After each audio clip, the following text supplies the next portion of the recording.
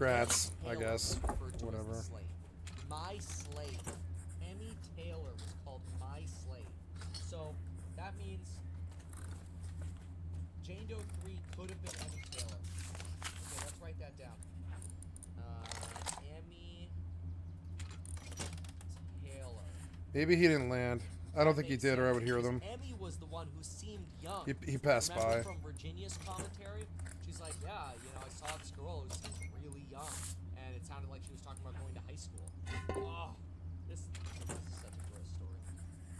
Epstein kept Jane Doe 3 as his sex slave from 1999 to 2000. Managed to escape to a foreign country and hide out from Epstein and his co-conspirators for years.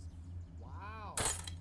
Epstein frequently sexually abused Epstein 3 not only in West Palm Beach, but also New York, Mexico, the U.S. Virgin Islands, and in international airspace on Epstein's private planes and elsewhere. Epstein also trafficked the then minor Jane Doe, making her available for sex to politically connected and financially powerful people. Epstein's purposes in lending Jane Doe, along with other oh, here we go. This is juicy. Ready for this? Epstein's purposes in lending Jane Doe, along with other young girls, to such powerful people were to ingratiate himself with them for business, personal, political, and financial gain. Oh, here it is. As well as to obtain potential blackmail information. Well, now maybe it's no wonder so many of these people ended up dead. Wow. One such powerful individual was then former Harvard Law professor Alan Dershowitz, a close friend of Epstein and criminal defense attorney. Epstein required Jane Doe 3 to have sexual relations with Dershowitz on numerous occasions while she was a minor, not only in Florida but on planes, the Virgin Islands, New Mexico, New York, and otherwise. In addition to being a participant in the abuse of Jane Doe 3 and others, Dershowitz was an eyewitness to the sexual abuse of other minors. Excuse me. Autopilot engaged. Play a significant role in negotiating the MPA on Epstein's behalf. Unbelievable. Warping to Stargate. Warp drive active. That provided immunity from federal prosecution in the Southern District of Florida to not only Epstein, but also any potential co-conspirators of Epstein. Thus, Dershowitz helped negotiate an agreement with a provision that provided protection for himself against any prosecution approaching Stargate. Sexually abusing Jane Doe 3. That is messed up. If you're one of these young girls, and then you hear the people who abused you are so politically powerful that they're basically able to get immunity from the government, that just makes you feel crap. Because this broad immunity would have been controversial if disclosed, Dershowitz and other members of the Epstein defense team and the government tried to keep the immunity autopilot jumping secret from Epstein's victims and the general public, even though they knew such secrecy violated the Crime Victims' Rights Act. Maxwell, another person in Epstein's inner circle and co-conspirator in the sexual warping to abuse, station. Was warp drive active. Also appreciated the immunity granted by the NPA for the crime she committed in Florida. This is terrible. Maxwell took numerous sexually explicit pictures of underage girls, including Jane Doe 3. She shared those photographs, which constituted child pornography under applicable federal laws, with Epstein. The government is apparently aware of, in certain instances, possesses some of the photographs. Oh my approaching goodness. Station. Perhaps even more important to the role in Epstein's sexual abuse ring, Maxwell had directed connections to other powerful individuals with whom she could connect Epstein. For instance, one such powerful individual Epstein forced Jane Doe to have sexual relationships was a member of the British royal family, Prince Andrew, Duke of York. Docking permission requested. Docking permission requested. We heard about this yesterday. Docking request accepted. We didn't know the allegation with clarity. Autopilot disabled. Waypoint reached. Some of the underage girls. That was implied, but this is a little bit more blunt on that argument. Okay. Let's see here. Various geographies. Epstein instructed Jane Doe 3 that she would give the prince whatever he demanded, and required Jane Doe 3 to report back to him on the details of the sexual abuse. Maxwell facilitated Prince Andrew's acts of sexual abuse by acting as a madam for Epstein, thereby assisting his internationally trafficked Jane Doe 3 and numerous other young girls for sexual purposes. Another person in Epstein's inner circle is Jean-Luc Brunel. Epstein sexually trafficked Jane Doe 3 to Jean-Luc Brunel many times. This was the head of that modeling agency. Brunel was another of Epstein's closest friends and regular traveling companion who had many contacts with young girls throughout the world. Brunel had been a model scout for various model agencies for years. He was able to get passports for young girls to work as models. He would bring young girls ranging as young as 12 to the United States for sexual purposes. Wow, as young as 12. That's horrible. Epstein also forced Jane Doe 3 to have sex with Brunel on multiple occasions. Epstein also required Jane Doe 3 to describe events she had with those men so she could potentially blackmail them. The government was well aware of Jane Doe 3 when it was negotiating NPA, that's the non-prosecution agreement, as it listed her as a victim in the attachment of the NPA. Moreover, even rudimentary investigation of Jane Doe 3's relationship to Epstein would have revealed the fact that she had been trafficked through the United States and internationally for sexual purposes. Let's take a look at some other names that we have in here, and then we'll keep bouncing through some of this. Let's look at, let's see, so we got blackmail in here. We saw blackmail on this page.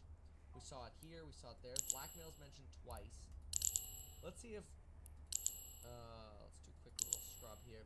There is no mention in this document of Trump. We do have Clinton that comes up. We know that, especially regarding the Vanity Fair email. Okay, so what do we have here? So this looks like another filed under seal. Catalyst.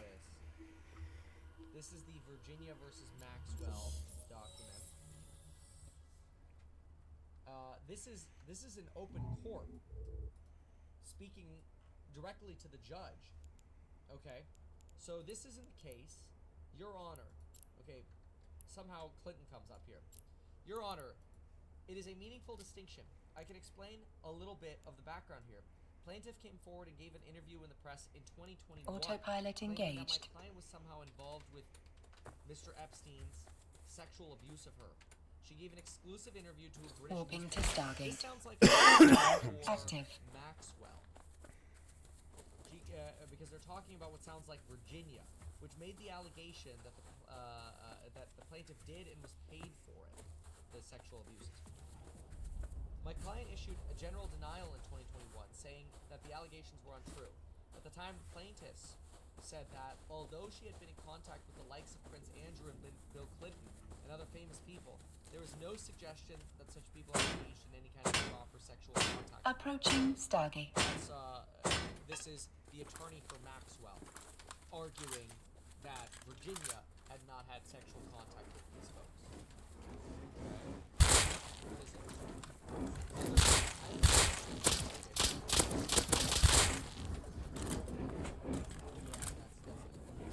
That's one mention of Bill Clinton here. Autopilot jumping. This is an open court.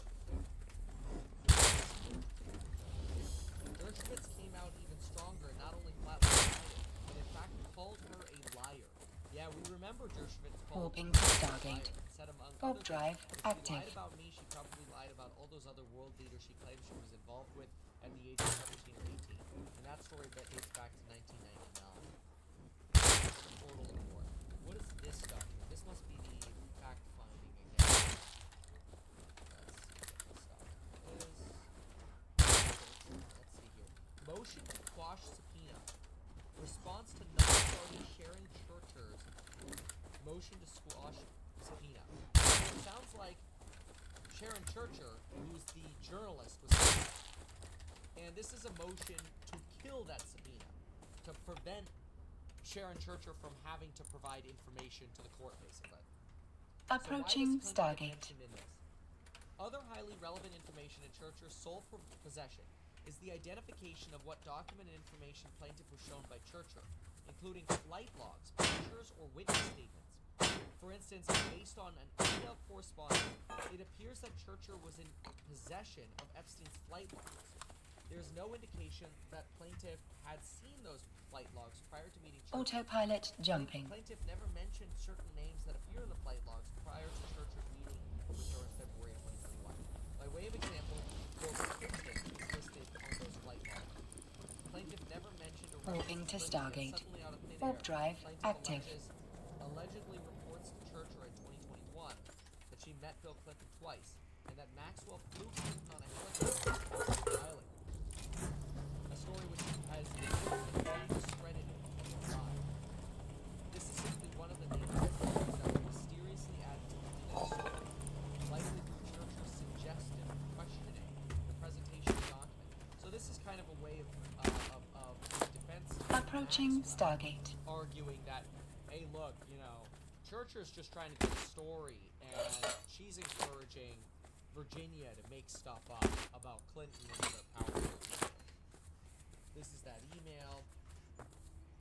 This is the email without highlighting about Vanity Fair.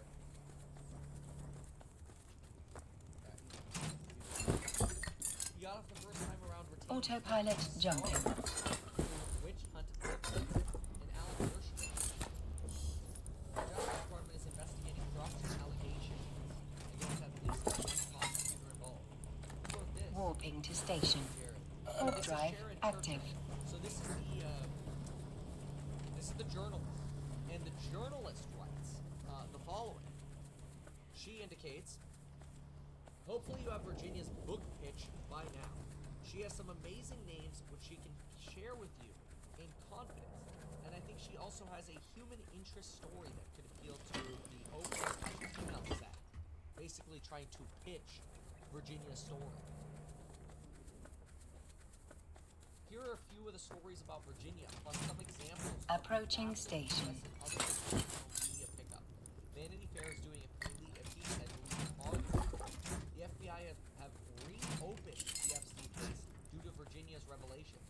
I'm also attaching a link to a New York magazine profile of Epstein, written before his world combusted. The FBI believed he was essentially running a private and Docking mobile request office accepted. for some of the world's richest and most influential men. Autopilot disabled. Those are the Clinton Waypoint references reached. in the next Epstein set of files here. And this is... Oh. Let's take a peek here. Okay. Part two. I threw that on top.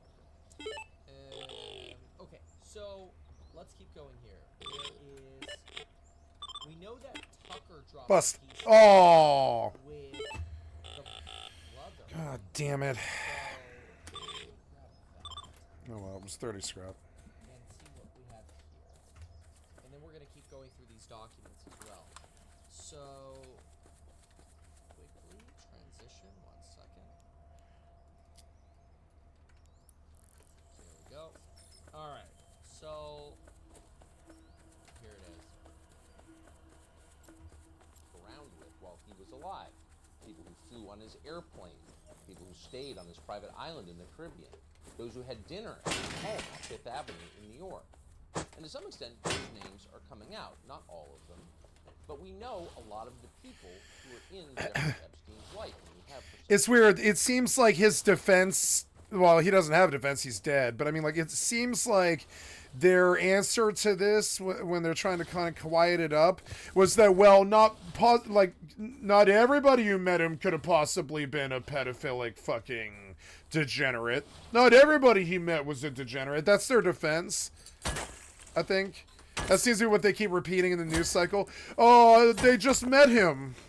They just met him. And they're right. Not everybody in his life is a weird pedophile, predator. Maybe the people in his black book are, but I don't think most of the people he knew were. And so, so yeah, they're right. Logically, not everybody he met was a fucking, pedophilic predator, just most of them. And that's the other side of it that you won't hear as they try to spin it. You're not gonna hear the other part of that argument that you need to hear. No, not all of the people around Jeffrey were pedophilic predators. No, just most of them. And the just most of them is the last 4 words that the media cycle just can't do. They can't say it. They can't give you the truth. They can't, like, they have to maintain some plausible deniability that these other people weren't, like, you know, involved with him. And so they keep stating over and over again, not everybody he knew was in the book, you know. Yeah, true. See, that's the point you keep repeating over and over again. But then you should also follow it up and say just most of them. Just most of them. It's a simple four words. I could see, like, who are the CNN talking head tools? Rachel Maddow, right? I could see Rachel Maddow being like just most of them. I think that's what needs to be said. Just most of them. Not all of them are predators, no. Just most of them.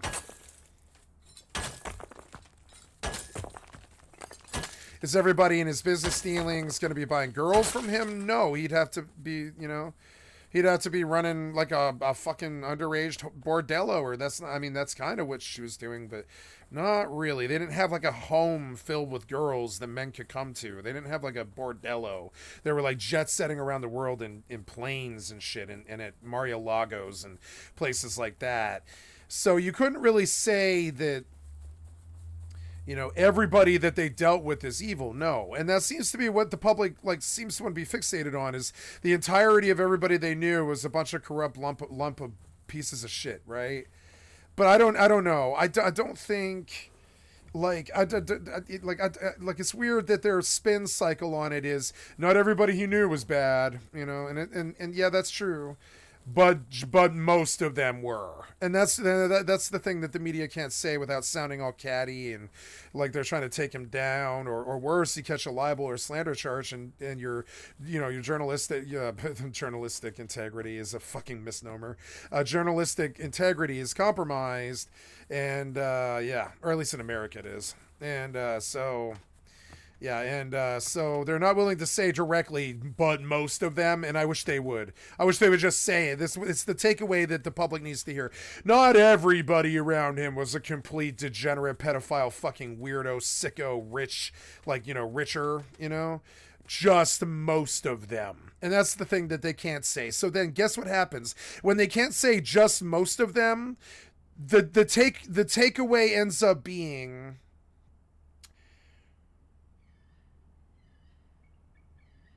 Sorry, it's hard to tell if they're human or not.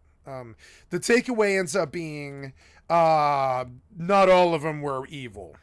And it just ends there because they can't make it's not the truth to say just most of them, because that's relative, right? It's a very relative statement, but it's how I would spin it in the press. I'd be like, not all of them were degenerates, just most of them, right? Because they stop there. They stop at what they can prove to be fact, which is honestly helping him. Not all of them were bad, right? And that's fact. And they start there for some reason. They start with defending him when they should start with just most of them, right? And it's weird because they don't. And so they run out, like, what I would say is a spin. I think they're spinning to protect a sexual predator. It's like something that's happening in that scene a lot. We know it is.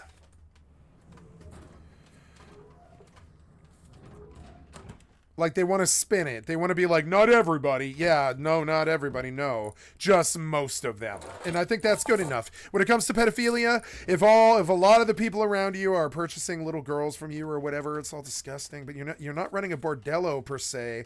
But you're like definitely. And I mean, what would you call that? An underage bordello. That's basically the 9th level of hell.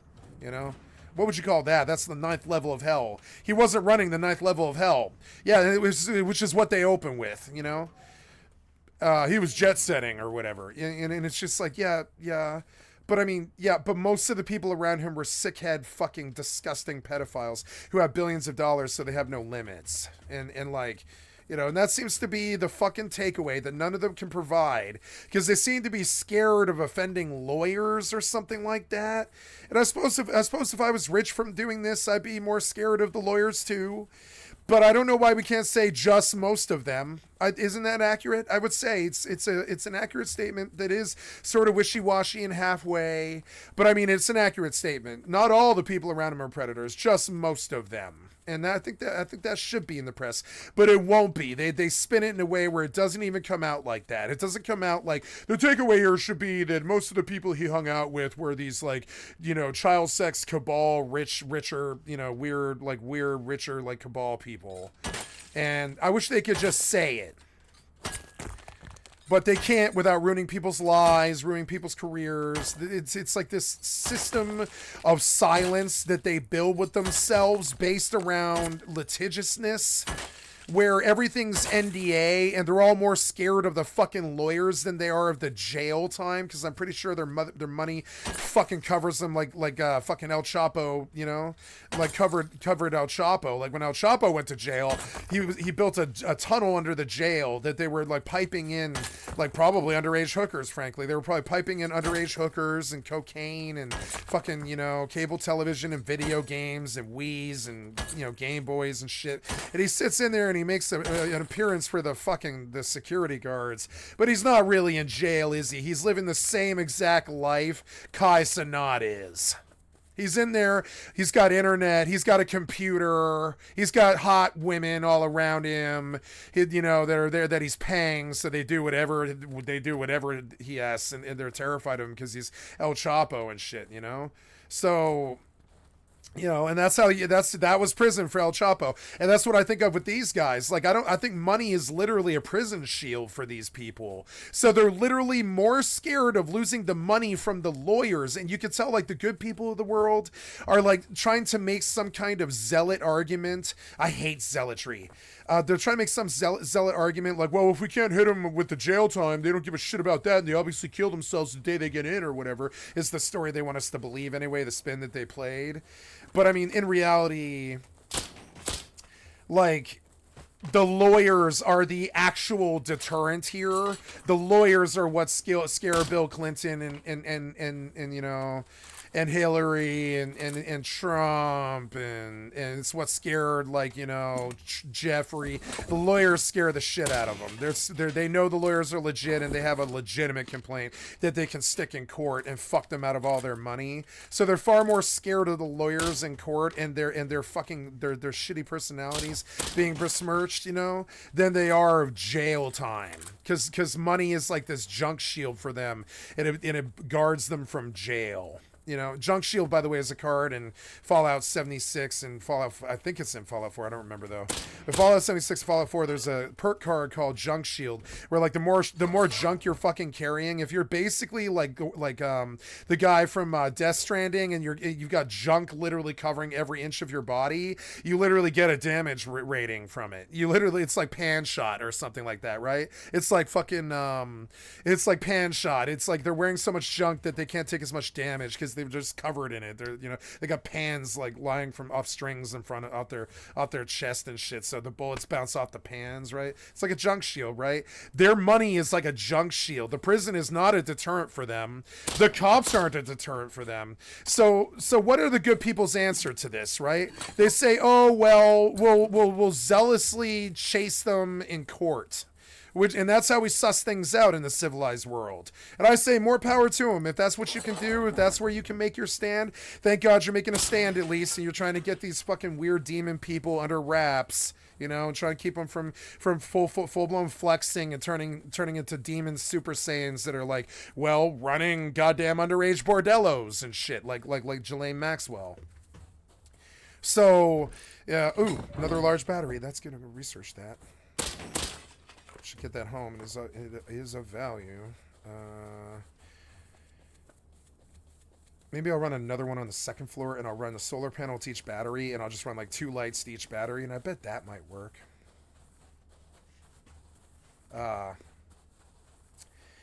And so I think of like, so where I'm going with this is, so the money is like a shield for them.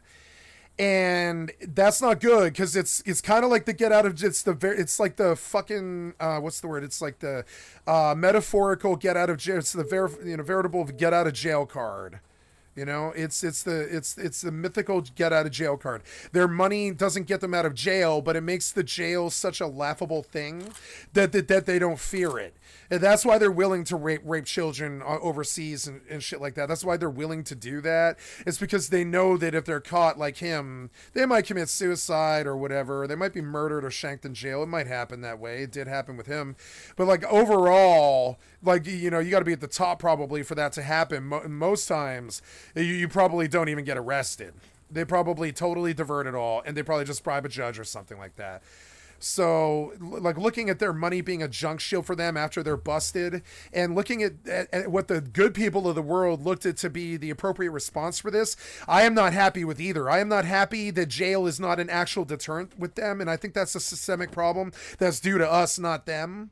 I think, and I don't want jails to be more brutal or more jails. I don't want more prison industrial solutions. I'm just saying I don't know why rich people shouldn't fear jail. It should be bad. It should be like they're thrown in the fucking drunk tank. And if the drunks find out that they're worth $1 billion, they probably beat the death out of them.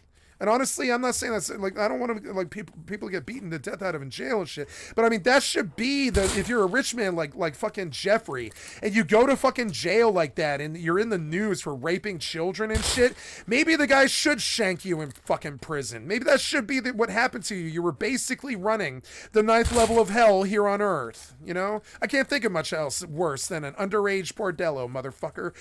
More broken dreams and fucked up lives than an underage bordello like fucking G-Max was running. And like, I don't know, like, so I look at like, what's an appropriate fucking, what do we do? We can't pound of flesh them. We can't just kill them in the town square. We have civilization now. That's not an option. We used to run these people out of town on a rail. We can't even do that now. They sit there in their fucking mansions after they rape children. They don't give a shit about whether we want to run them out on a town on a rail. We can tar and feather them. They're still going to pay somebody to clean them off and go right back to their McMansion lives. There's no deterrence for them at all. So I say, as a citizen, what can we do to stop this? Well, the first thing we need to do is pretty much get rid of minimum security prisons and stop the protection of the rich. I don't know why white collar should be any worse than any worse or better than shoplifting or whatever. If you're going to steal or break laws in my country, you should face every fucking, like, you know, you should face every fucking, you know, consequence that I did. And so, and this guy, I guess he got shanked in prison. Maybe that's what should happen to people running a fucking child pedo ring. You know, maybe that's what should happen. So I guess the justice was there. It was there. But, like, I still don't think there's deterrence, right? And the lawyers aren't a deterrent. You can see, and this is our other problem with politics and Trump, is we can see that the lawyers are not a deterrent to these fucking mafia, digital dawn, president wannabe, fucking child sex, weird fucking, you know, like shaking Jeffrey hand fucking people. Like, if the lawyers aren't a true deterrent, if the money is a prison shield, if they get shanked in prison, if they're the most famous one, that's justice, but that's not the justice that I want. It's a fitting justice, don't get me wrong, getting shanked in fucking prison, that's a fitting justice for what fucking he was up to, you know what I'm saying? I don't take relish in it, I don't take pleasure in it, I don't look at it like revenge or something, or all the people's lives are fixed, or at least they have at least they have closure. He was shanked in prison, right? Thank God all those poor little girls have closure. I don't care if they were doing it voluntarily or not, they were still too young to know to fucking know better. And in the shitty world that you built, you know, that where every bit of it is a fraud, as these people. Like, that girl is thinking about the money, and money is their god now. You know it is. Money is their fucking god now. So, like, you know, that girl is gonna suck his little dingling when she's 15. She's gonna do that. That's the world that you fucking built. It sucks that you built the world like that. It's not that our decency is dead.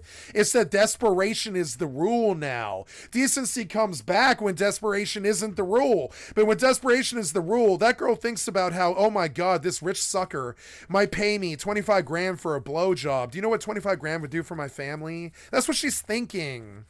That's the world that you built. It should be, oh my God, it's my innocence is not worth 25 grand. The world is just not shitty enough. I have a good education, good food and water, good shelter. I'm not paying $2,100 for a fucking 1 bedroom or whatever. If she's young, she's in school. She's not thinking about sucking the ding-a-ling of fucking Jeffrey Epstein. She's thinking about sucking the ding-a-ling of her 15-year-old boyfriend, as is what is proper. You know what I'm saying? But instead, the world's so fucked up because of the bullshit rich people stealing from us that, yeah, 25 grand does buy the fucking blowjob from the 12-year-old. It's disgusting.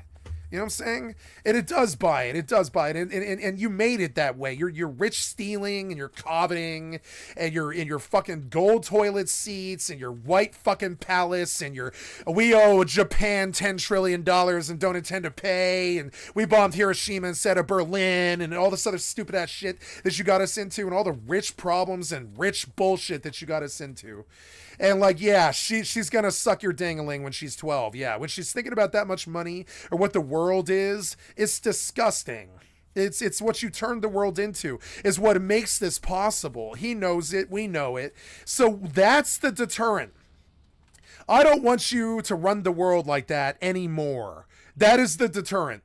I do not want you running the world like that.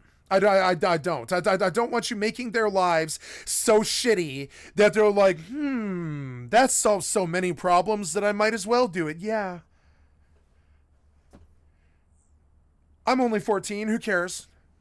They'll call me dumb and a kid if I do it, right? It's disgusting, but really what it is it's a human being being totally and entirely obliviously just like completely corrupted, all of their innocence destroyed for a price tag on the barrel head because the rich person has no boundaries.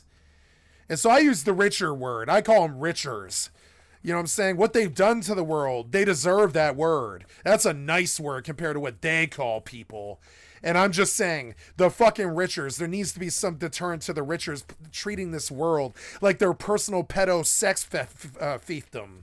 You know? Like it's like a lawless game for them. Software development, fucking child sex rings, because they're rich. They don't follow any laws, and if they go to jail, it's a minimum security for 1 to 3 years on a commuted sentence, and while they're in there, they're getting a little dingling sucked by people and stuff and getting cocaine and shit, and while the rest of us just like can't build careers off their worthless products, can't abide the way they treat women, can't abide the way they treat people like they have price tags and stuff, can't abide how they use the lobby to turn our politicians into fucking corrupt, worthless pieces of shit black holes that suck us all into weird debacles like Trump's fucking presidency that nobody ever wanted in the first. I mean, they wanted him being president. Nobody ever wanted the debacle he turned it into, Republican or otherwise. Oh, that's bad. Gotta get cover. Get wasted here. What's up with you? Yeah? You landing? You know what'll happen if you do. Yeah. Keep your ass fucking... Get your ass off my motherfucking block. Get your ass off my block.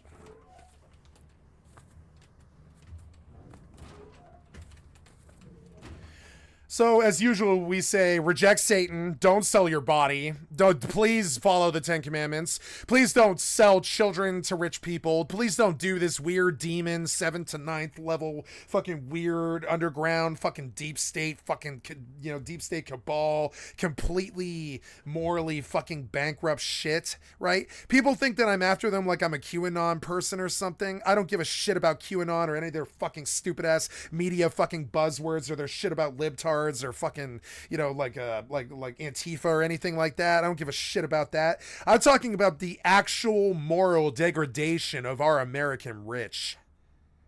I can't speak for the rest of the world like Prince Andrew. I'm talking about the moral degeneracy of our American rich. And, you can put all the buzzwords on it that you want.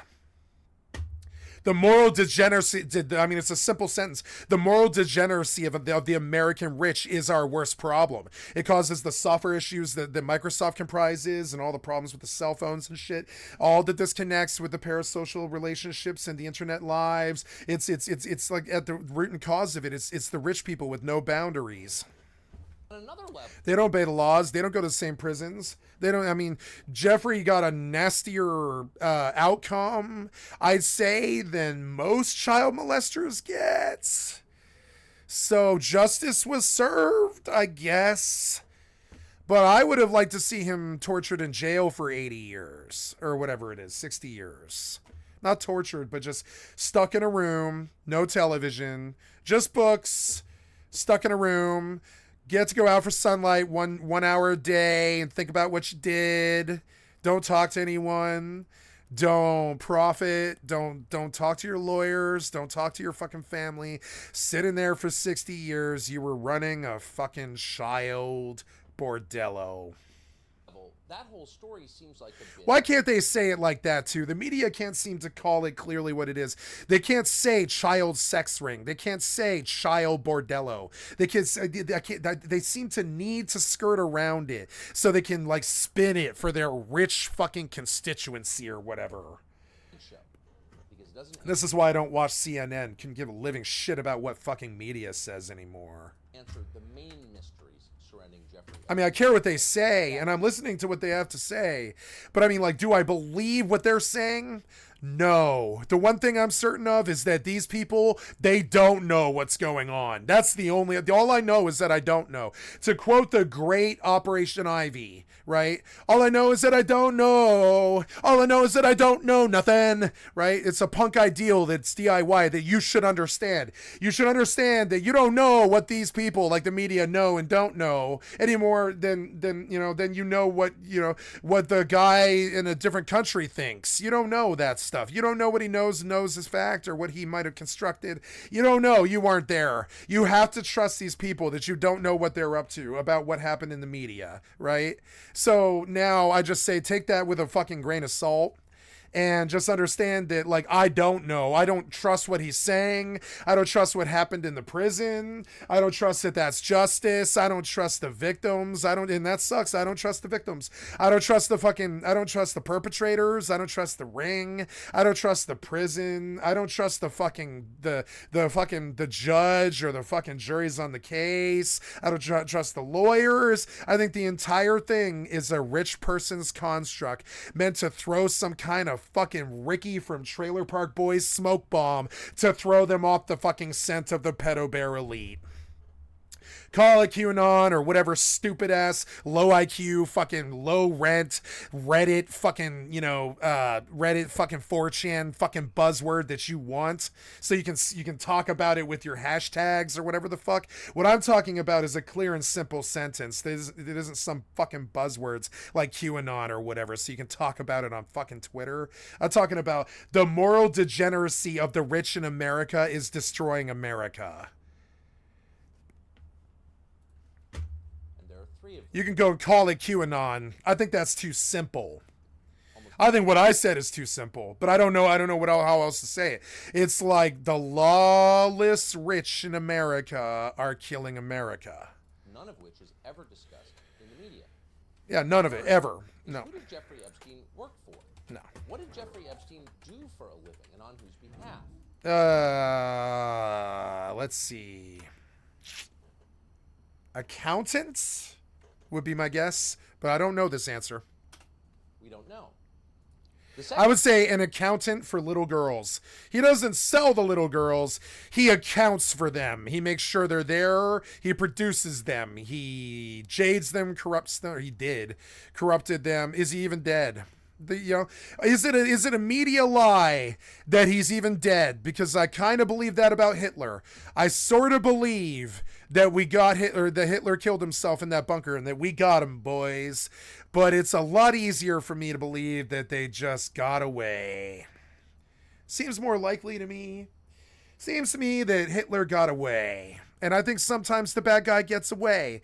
And honestly, the idea of understanding that the bad guy got away is so bad for humanity's morale that it's literally worse to understand and have the knowledge that the bad guy got away than it is to just obfuscate it. It's worse for us to know what actually happened.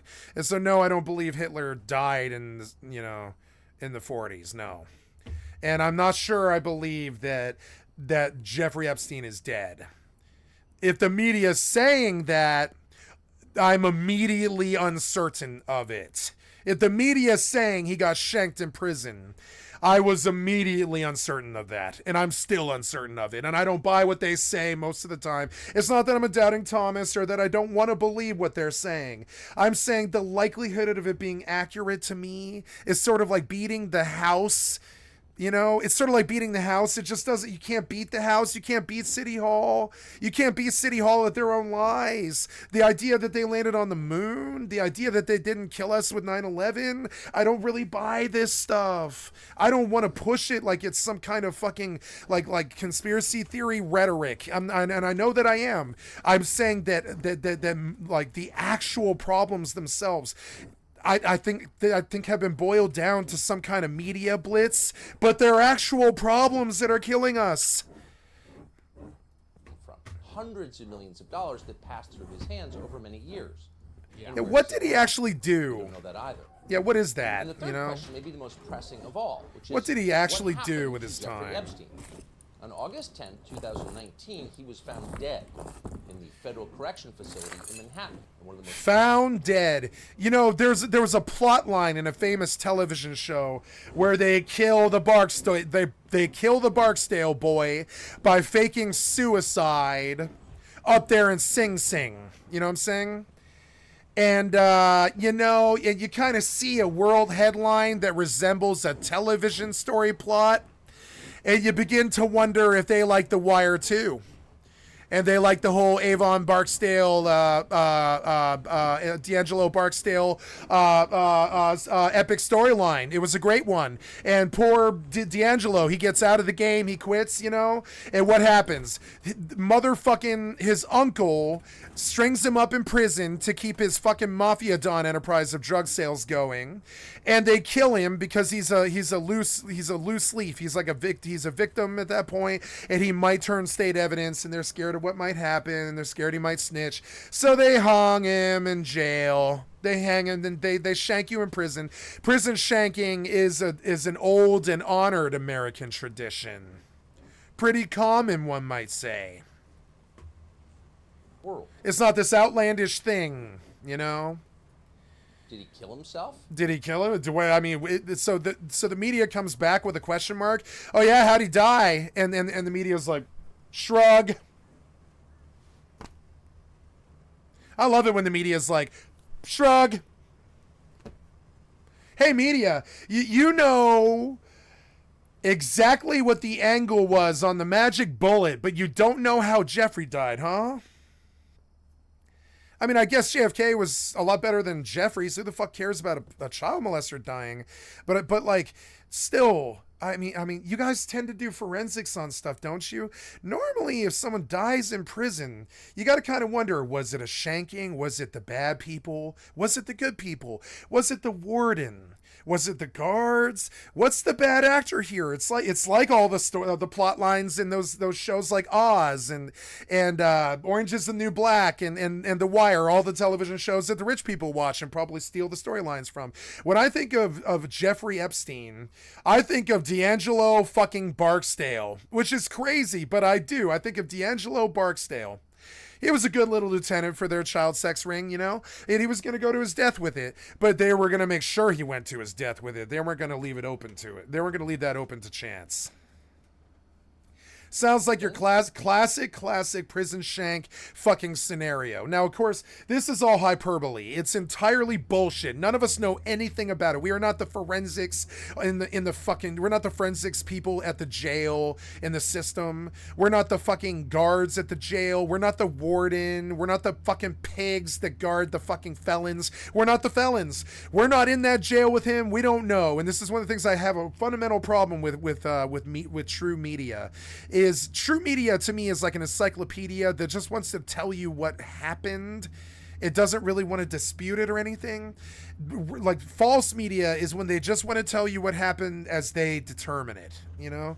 And so we get this whole thing. Like, I'm not saying media is bad. I fall sometimes on the same way that some right-wingers do on some stuff, like with the fake news stuff. I do believe in that shit. I do. I think a lot of it is fake news. A lot of it is fake news. If you watch it, you can tell. A lot of it is just designed to sell products, frankly. And so now... He murdered. Like, so they prison shanked Jeffrey, and the media is like, shrug. When the world asks the media what happened with Jeffrey, they go, shrug. That's not usually how the media is. We have a whole phrase with the fucking media. They're called bloodhounds, I think, or whatever, or like jackals, right? They're like a pack of the media jackals. We call them jackals. It's like they're the fucking metaphor that we usually use for the media. It's like they're a pack of jackals sniffing around your bones for some meat while they laugh at you, right? And like I would say that's a metaphor for them. They're like a pack of starving dogs, right? And for them to not latch on to a prison shanking like that, and for them to be like, shrug, is so weird to me. So weird to me that I just don't believe anything you say anymore. And that sucks that you lost your journalistic credibility, but you did. All of the modern mass media has lost its journalistic credibility. That's a bad problem. We don't trust them anymore. I don't trust them for anything they have to say. I don't trust this guy. The overwhelming evidence suggests that he was... I don't trust this guy. I don't trust these people. I don't trust these people. No, it's not because I have trust issues. It is because those people do not have an incentive to actually, do not have an incentive to actually, tell me the truth. They have a monetary incentive to spin the story to their lobbies and their rich people that own their giant corporate fucking global news corporations like Murdoch and the Koch brothers and such. The American Taliban. And yeah, I'll say it to their fucking face. I'm not like one of them, you know what I'm saying? Ooh, you gotta keep me out of the room with these people. I'll be off like a motherfucking loose cannon right in the room with Rupert Murdoch with a cell phone recording it while I yell in his face. I'm not one of these people trying to take targets and then run when all the fucking hounds of hell descend on him or whatever, like Alex Jones or something like that. I'll say it right to their fucking face and hold them accountable like some kind of district fucking attorney, right for the public to see. Where was the justice in this case? A prison shanking? Those poor little girls, they got justice. The U.S. government, including the attorney general. But I guess it's the best justice you could kind of hope for if you're into revenge. What's worse than a prison shanking? You didn't even get your ass out of jail, criminal. You got shanked in the prison. I can't think of better justice than that when you're an actual 9th level of hell fucking, demon, lieutenant, champion, general for Satan himself, and you're running the premier rich bordello, underage bordello, right? I guess what else could we hope for? I guess they gave us essentially the best justice we could have got. That's uncommon for them. Usually they just cap you with a high power rifle from across the street and leave you to ponder what the fuck happened. They did that here too. Oh no. Get out. Oh no, I'm dead. Warp. I forgot that there will be more, and then all of my corpses despawn. No, they didn't. But I have to kill all the other ones first, which is so annoying. Now I have to go back to the mining machine. Ugh, it's so annoying. I should have done 6 guns and 2 salvagers, but that's all right. I'll just kill the mobs. It's fine. General of the United States covered up that murder. Yeah, is the AG complicit? Where does this go? Is the, I imagine eventually poor David Icke will be passed, and I love David Icke, whatever. I'm not a big fucking disciple of David Icke or whatever. I don't track him a lot. I don't care about David Icke. I'm just saying, when David Icke is passed, he'll be spinning in his grave, because, watching you guys do this in plain sight makes me so sick. I guess I am a conspiracy theorist. It's just that I don't want to believe in things that I can't confirm. That's the fucking difference. I can confirm that he isn't where we can find him anymore, and that's as far as I can confirm. Jeffrey is not where we can find him anymore. The average explanation for that is usually death, but that might not be the case here. Was he actually prison shanked? Because I've heard of other funny television lines, like for instance in season 4 of Breaking Bad, they prison shank all 26 members of their drug conspiracy, and I'm wondering if they're just pulling their headlines directly from the creative television writers. I think that's the pattern. I think they dealt with Jeffrey Epstein with the same aplomb that the Barksdale people dealt with D'Angelo Barksdale in The Wire. And I think they're pulling their storylines directly from the television shows, and I think the prison shanking was something that inspired them from Breaking Bad. They're like, well, how do we quelch a fucking criminal conspiracy? How do criminals normally do that? Well, yeah, you kill all the victims. I'm sorry, you kill all the witnesses. That's generally how they do that. So who's the big witness in this case? It's Jeffrey Epstein. So Jeffrey Epstein gets killed. It stinks like yesterday's diaper. To quote Baby Herman from fucking to me, remember Who Frames Roger Rabbit? And he's like, nah, the whole thing stinks like yesterday's diaper. And it does. The whole thing stinks so fucking badly of a massive cover-up. Where there's smoke, there's generally fire. I don't really believe in coincidence. I don't think he was shanked in prison. I think something happened here. I believe he bought his way out. They gave him the Saul Goodman Retro Power Vac version 900 package, and they shanked some fucking placeholder in prison, and they retired him back to some island. If you want what I really believe happened. Now, can I prove this? No. Factually, I have no clue. I'm not the guards. I'm not the jury. I'm not the judge. Again, I can run through the whole list. I'm not the warden. I'm not the witnesses. I'm not the girls. I'm not the boys. I'm not the prison shanker. I'm not there. I wasn't there. I don't know. It'll be lost in the annals of history, right? And what I do know is I don't believe whatever the media said happened. I don't believe it. I doubt it. I don't know what happened, and I'll never know what happened. But I don't believe that he was committed suicide in prison. No. I'll believe that when I believe that Osama bin Laden actually existed, or Santa Claus, or any other state lie. They're exactly the ones not being addressed in the news media. Why is that? We decided to speak to someone who has insight into this question. Now, you can believe in Santa Claus if you want. That's your business, right? I just don't think it's very normal to believe in Santa Claus unless you're 5 years old. That is Jeffrey Epstein's only surviving relative. His name is Mark Epstein. He was Jeffrey Epstein's brother, separated by 18 months. So, what happened? So on top of it, and this is how the television always plays it too, right? On top of it, there's other victims, like the brother's not a child rapist. He stands in public, right? He's got a family and a wife and kids probably, or whatever their fucking lives are. I don't know these fucking people, right? So the brother is also a victim. On top of it, the victim of the crocodile tears, like rapist, is like also a victim in the case, which is always so horrible when even the family of the perpetrator is a victim. And the whole thing stinks like that television show, The Killing, both the Swedish and the American version. It just stinks of political corruption. It stinks of media obfuscation. It stinks of assassinations and CIA plots. The whole thing stinks like yesterday's diaper. Successful real estate developer in New York. Real estate developer. You know what that sounds like to me? Accountant. They shuffle through all their possessions. Yeah, how'd they get them? Oh, daddy gave them the money.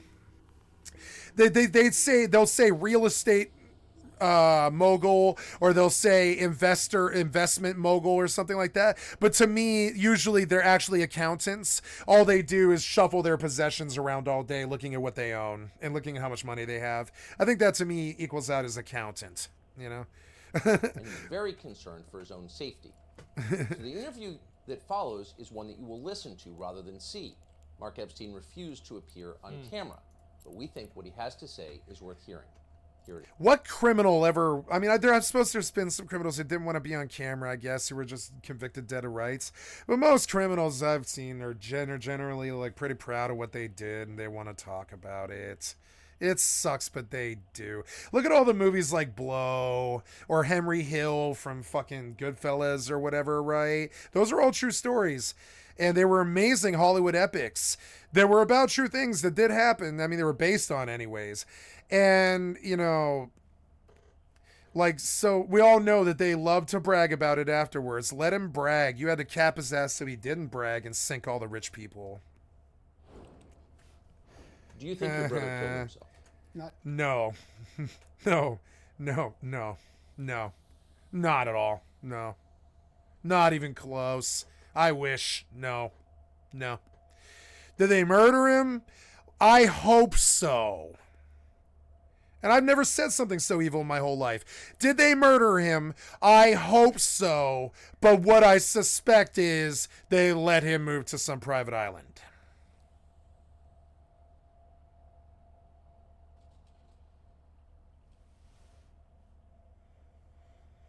And then I get that Joker grin, where I wouldn't know what to do with a tire if I caught one. I just want to bite you.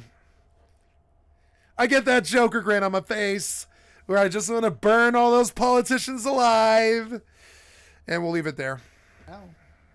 No. When I first heard he was dead from suicide.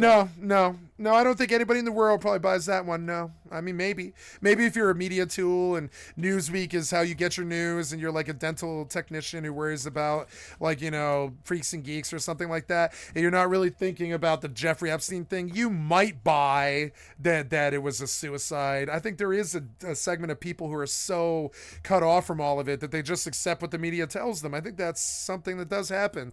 But I doubt most of the world genuinely bought that story. I doubt my mother bought that story. I don't know. That's hook, line, and sinker right there. It's hard to stomach that one. You know. Accepted that. But then after the autopsy and after Bill Bob made that asinine statement, I said, this was not a suicide. How long But when you first shall they kill our prophets while we stand aside and look, or whatever? And that's a Bob Marley statement, but it's more about how long shall we let them assassinate our kings? And I'm not talking about Jeffrey here. Jeffrey's a loser. I'm talking about, like, how long are we supposed to stand by and let them do CIAs and child sex politician ring cover-ups and JFK assassinations and MLK assassinations and Judy Berry assassinations and FBI bombings and 9/11s and stuff? How long shall we let them kill our prophets while we stand aside and look? John Lennon's. How long do we stand aside while they kill our Huey P's and our Bob Marleys and our Malcolm X's? How long shall we let them kill our prophets while we stand aside and look? Are we just supposed to stand aside and look and kibitz about the fucking forensics of the suicide? Or do we actually do something? How long shall we let them kill our prophets to or whatever? Like, he wasn't a prophet. He was a fall guy. They fall guyed his ass. I mean, he was at fault. But, I mean, he was also the fall guy. If they killed him, or they probably more likely relocated him or replicated him, worse. Probably replicated him, to be honest. Like, honestly. And no, I don't believe he killed himself. And no, I think that's a pretty big fucking lie to try and swallow, like JFK or 9/11. thought it was And I don't like talking like a conspiracy theorist. I really don't. It's not my favorite fucking thing in the world. I'm just telling you what I think, I don't like dwelling on this stuff. It's the only reason we're dwelling on this stuff. I have not talked about Jeffrey Epstein in like fucking 7 weeks or something because it just hasn't been on my mind. The only reason I'm talking about it now is it's in the news cycle, and I would prefer if it wasn't. Like Trump. Trump's in the news cycle every day. I would prefer that he wasn't. You know, I don't care if he runs for president. I don't care if he wins. I just would prefer his ass wasn't in the news cycle anymore. It's so goddamn such a debacle travesty. Every day that Trump sits up there in front of that fucking camera lying about 200 felonies and shitting himself till he stinks bad. Like, I every day that he does that, we look like more and more like ass clowns. He makes America look like fucking ass clowns. Biden's no better. They make us look like fucking ass clowns. I'm done with it. As they said, I heard it on CNN. Now that prison shanking, how'd that go? How'd that do? Did you protect Prince Andrew with a single assassination? I think you did. In the morning. Because now that there's no witness on the case, you know. And you're his only survivor. You're the only We can't prosecute now, can we? Yes. He has no children, and our parents are, and there's no. No, thank God he didn't. The siblings. When did you start to think that he did not kill himself? Well, after the autopsy, and both pathologists, the city pathologist and Dr. Barden, came out of the autopsy, and they said this doesn't look like a suicide. It looks more like a homicide. So what did you do then? Well, okay, I figured we'd have to look into this and see what's going on. Were you shocked that he might have been killed? It came as a surprise. Yeah. So as his only surviving relative, what did you do? It came as a surprise when it happened, but it didn't surprise anyone, which is usually a sign of somebody hiding in plain sight, right? What happens when you're hiding in plain sight? You've committed some kind of terrible crime, right? And you're hiding in plain sight, acting like it didn't happen, right? What's the connection, or what's the weird tingling that the people get when they think about the whole thing? They're like, we can't explain it, right? But it came as a surprise when it happened, but it wasn't a surprise. Nobody was surprised when he came up dead, were they? Not his brother, no. He was surprised when it happened, yeah, because nobody can see it coming. But he was not surprised that it happened. It was not a like unforeseen potentiality, you know? To find out what happened to him. Well, I started to inquire about what took place. You know, the Justice Department was supposedly investigating the initial death certificate. Supposedly. Said that's what the victim. That's the language that the poor victim uses. The poor victim I mean, he's the least of the victims, honestly. But he's a victim. He had nothing to do with this. I bet. I guarantee it. I doubt he probably has anything to do with this, right? So he's a victim, just like the little girls. He's not as complicit in all this, but he's definitely a victim, like the little girls, and should be treated as such. He's the brother. He has probably nothing to do with it unless he was complicit, and he's not, or he would be in jail, right? So like,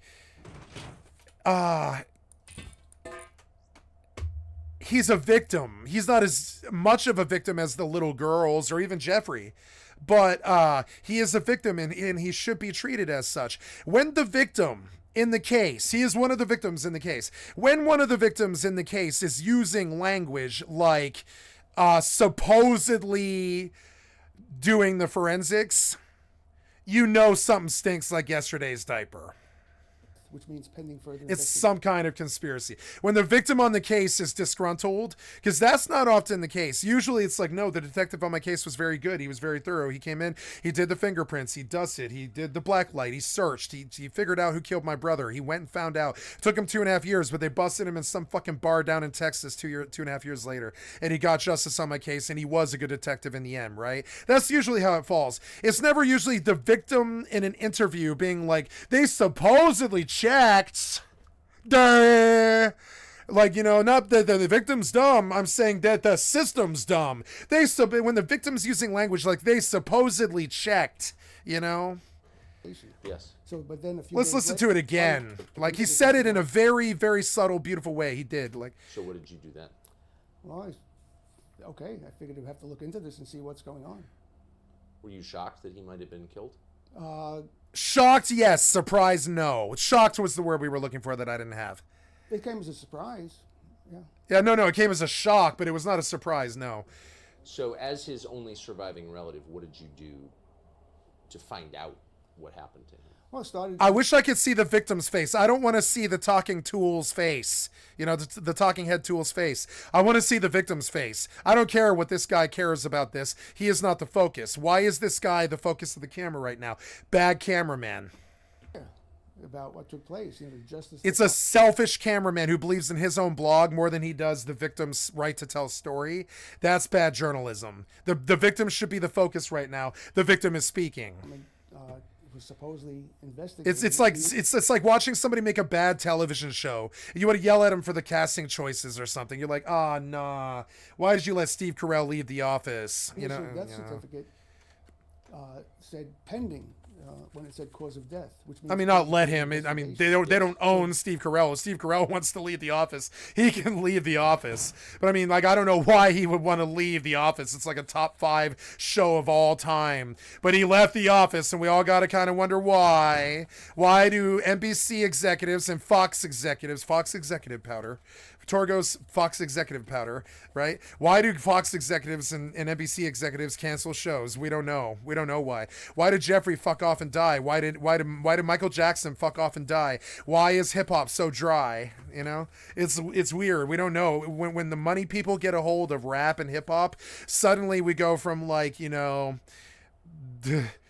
Grandmaster Flash and DOC and fucking Snoop Dogg and West Coast fucking classics and shit, Curtis Blow and shit, to, like, I hate to use this as an example, but Pop Smoke. How do we go from something so good to so dry? And you know who I'm quoting? Motherfucking Hobson. Hobson for the fucking win. You know what I'm saying? Hobson for the motherfucking win. I'm quoting Hobson. You know what I'm saying? Hobson's one of the best rappers alive, right? Why do hip hop go from so good to so dry? Why did Michael Jackson have to go die, right? Like, we don't know, but it's probably rich people. It's most likely rich people causing that. I'm sorry, but it is. Suicide by the Why is the most beloved entertainer of all time, basically, short of like Elvis or Madonna or the Beatles or whatever? Why did he die in his own bedroom of a drug overdose? Like, I know why, but I mean, like, I don't believe he self-administered his own overdose after being gonzo for 60 years. You know, he was gonzo for the man was a crackhead. He was a fucking crackhead. If you don't know that about your big hero or whatever, it's a big wake-up call. But here we go. Michael Jackson was an ex-crack addict. He was an ex-heroin addict. He was an ex-cocaine addict. Where do you think you could say herky jerky, Jamona, and all that? You know, he would burn 50 pounds in sweat every time he did a performance or whatever, or 13 pounds of sweat or whatever it was. Where do you think he got all that fucking energy from? You don't want to believe that it's cocaine, but it is cocaine and it's speed. Where do you think he got that from? You know what I'm saying? So I'm supposed to believe that a man who's gonzo, like David Bowie, for 60 fucking years, somehow fucks up on fentanyl after being an opioid fucking addict for 40 years? I guess it sort of flies, but it stinks like yesterday's diaper, doesn't it? Prince, Bowie, Michael Jackson, all within a year, all the same style death. Yeah, fentanyl's a killer. Yeah, it kills people. I'm not trying to downplay it and make it be disrespectful to the fucking victims. But I don't know, man. 40 men who were gonzos in their own right. I'm talking gonzos. They believed in a chemical lifestyle. All of those people, just like me.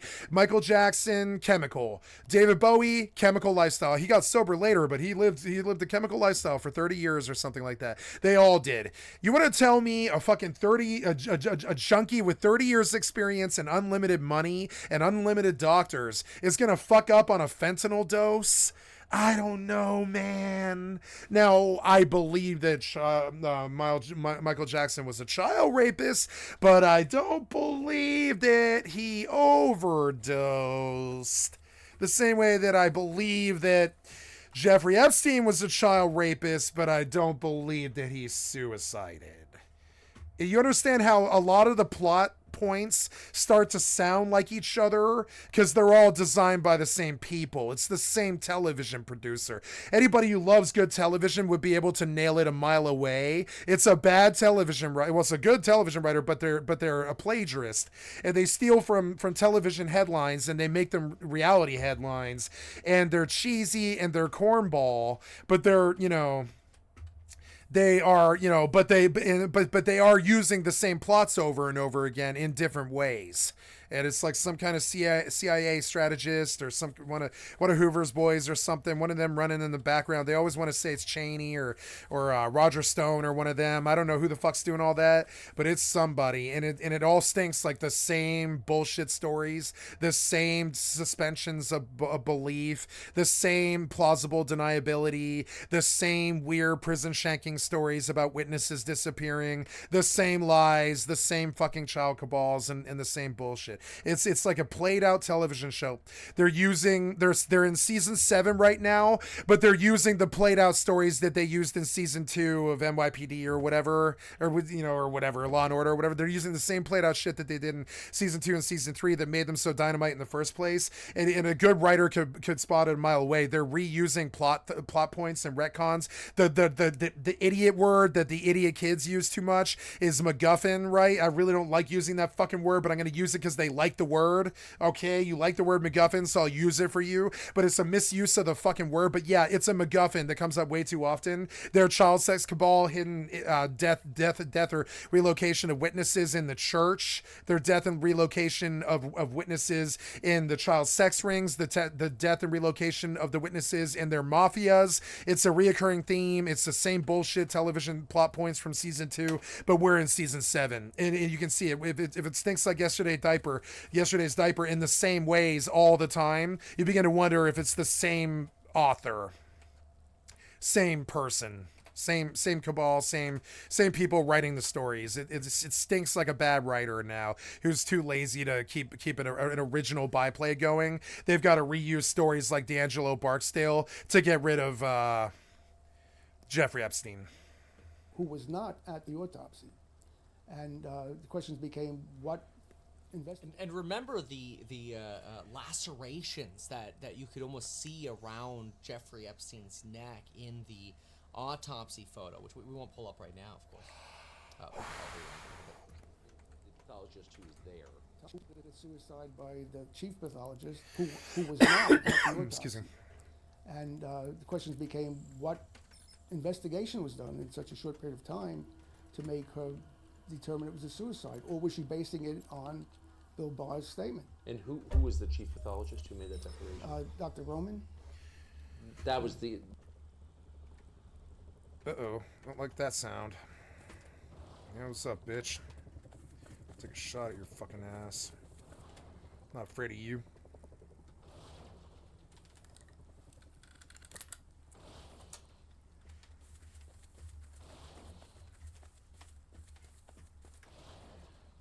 What does that sound? Is it Eve? It is Eve, huh? Oops. Like some kind of memory leak or something. Why are there all these blood raiders here? That's insane. I really understand that.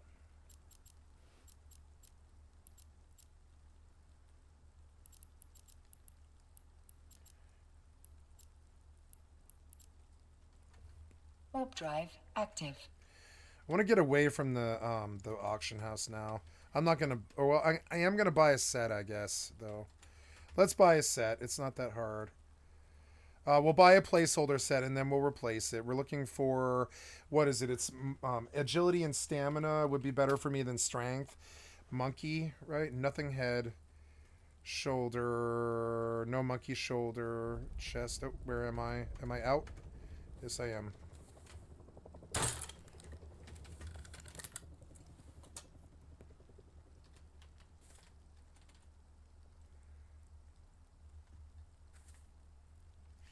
Should go out there, shoot his ass down like a fucking anti-aircraft gun with a suppressed fucking prototype. I'll get the metal and the ammo and I'll do it too. I'll shoot his ass down. I've shot down a whole bunch of mini helis. Keep flying by my base, bitch. Keep buzzing me. See what happens. I'll take that kit you've got too. You don't have a bag here.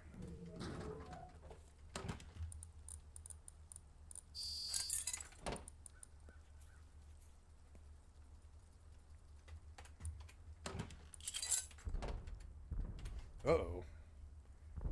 Uh-oh. What's this? Uh-oh. Put away my pick. No, I'm not. I'm not going to. What was that? That was like 3 satchels all at once.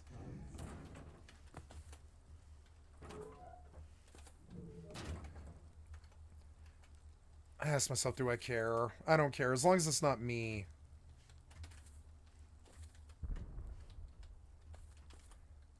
They're bombing the one on the beach, and I want to go see. I have too much fuel on me. Go see if I can get something from them, but it needs to be cheaper. Can't wear a kit for this. I've gotta take nothing but like probably a nail gun will be the only thing that'll really like get anything. Even the crossbow is probably too much. I'll take a pick and a fucking nail gun and see if I can't just like somehow make a play and take their shit, you know? I don't care if I lose. I don't want them to stop their raid. I don't want to kill them, honestly. I just want to participate. They're blowing rockets. Day 2.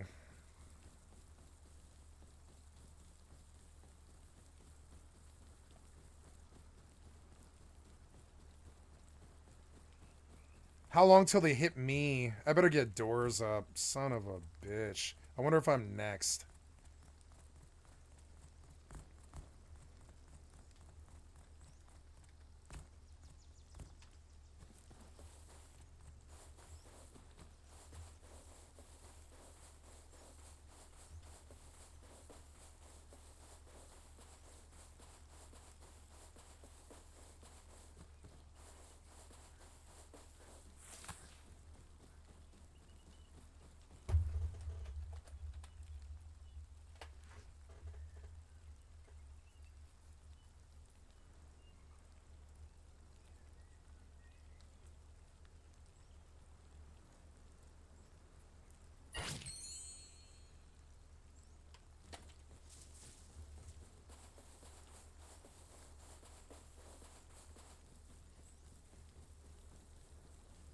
They're in now, which is good.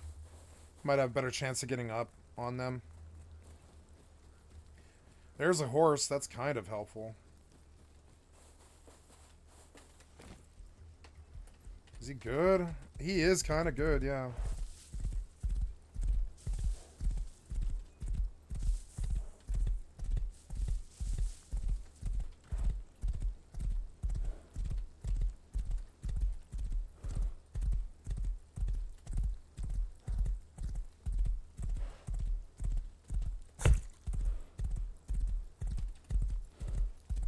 Where do these people build?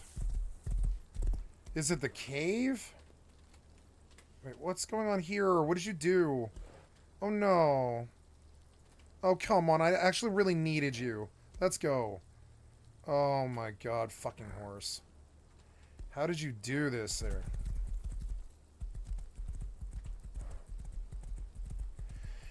Somebody's farming the desert op base, or the desert naval base, I guess. And they live over here.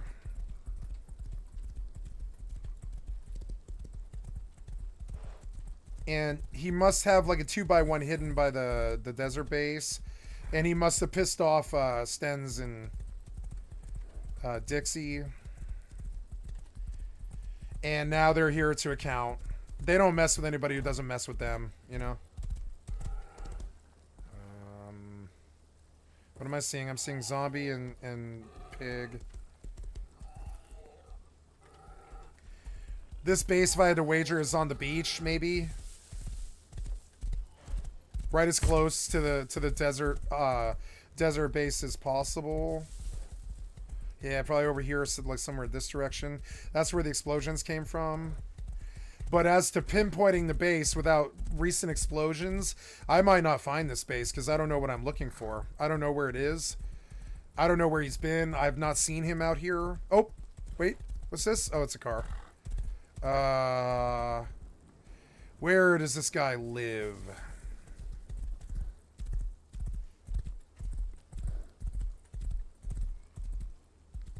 There. There it is. That's where he lives.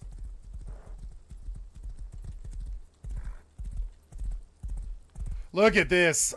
I can't believe I found it. I mean, I'm good at this. I've been doing this too long. Wait, yeah, so what's he doing? They blew TC. No, they blew in. They're in there right now. There's him. Ooh. What's that sound? That's a good sound. Something's going on. Someone's right here.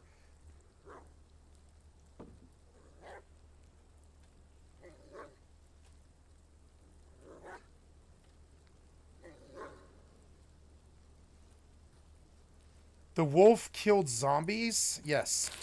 The wolf is killing zombies. It wasn't what I thought it was. There he is. He lives there.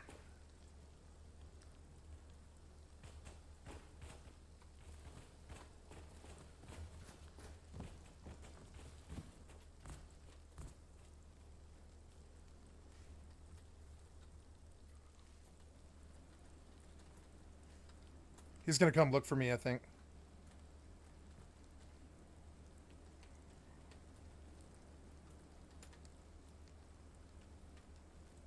I'm gonna hide in this bush. He blew his own base, I think. He's got a car. He's leaving. Maybe I can gank him as he's closing the garage door.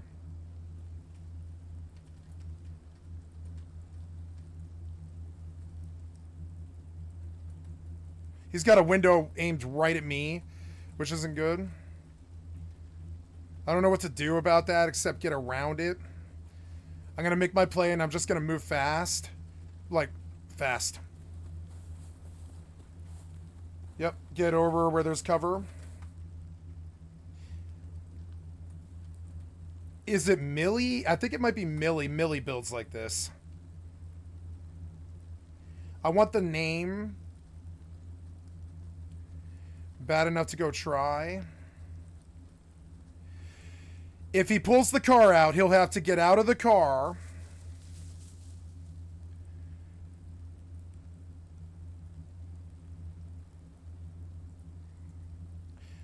I wish I could break that TC and steal what he's got in it.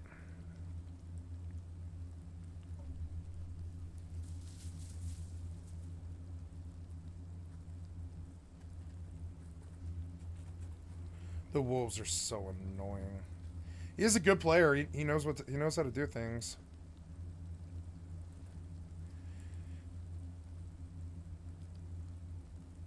I think I can make a play right here if he tries to get out again.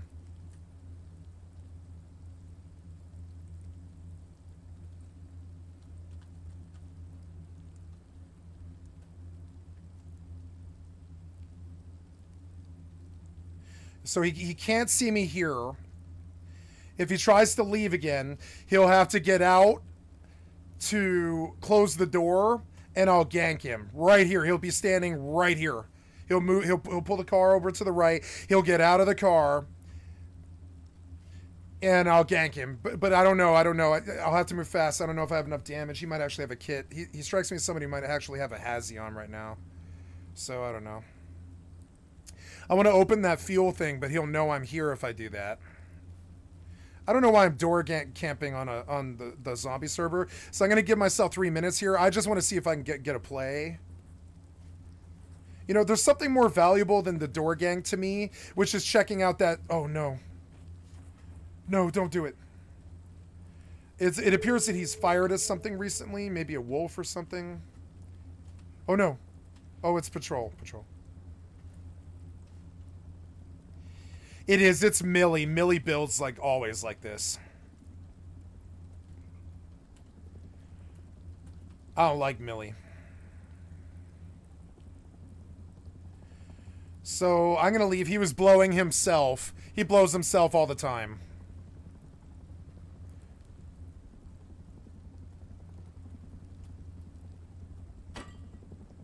Thank you.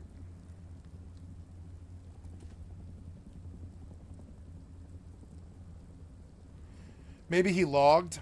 I don't know. I didn't hear footsteps anymore. Gotta go see what he's doing with this TC.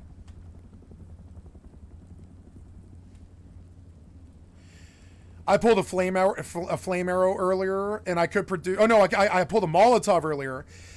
I could get some loot here, and I will come back. I will come back.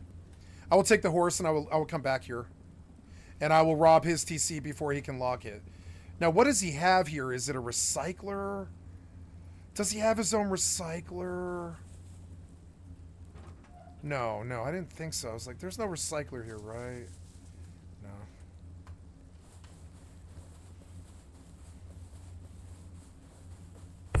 Oh.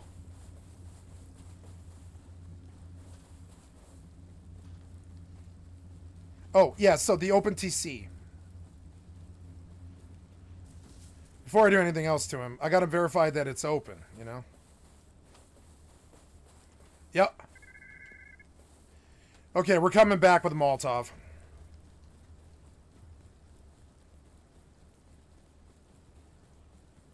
And I'm gonna lock him out of it.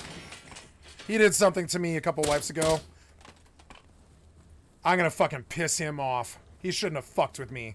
Now, I mean, unless he's watching the stream now, he won't see it coming. I'm gonna fuck him. He did something really mean to me earlier. I'm gonna get him back now.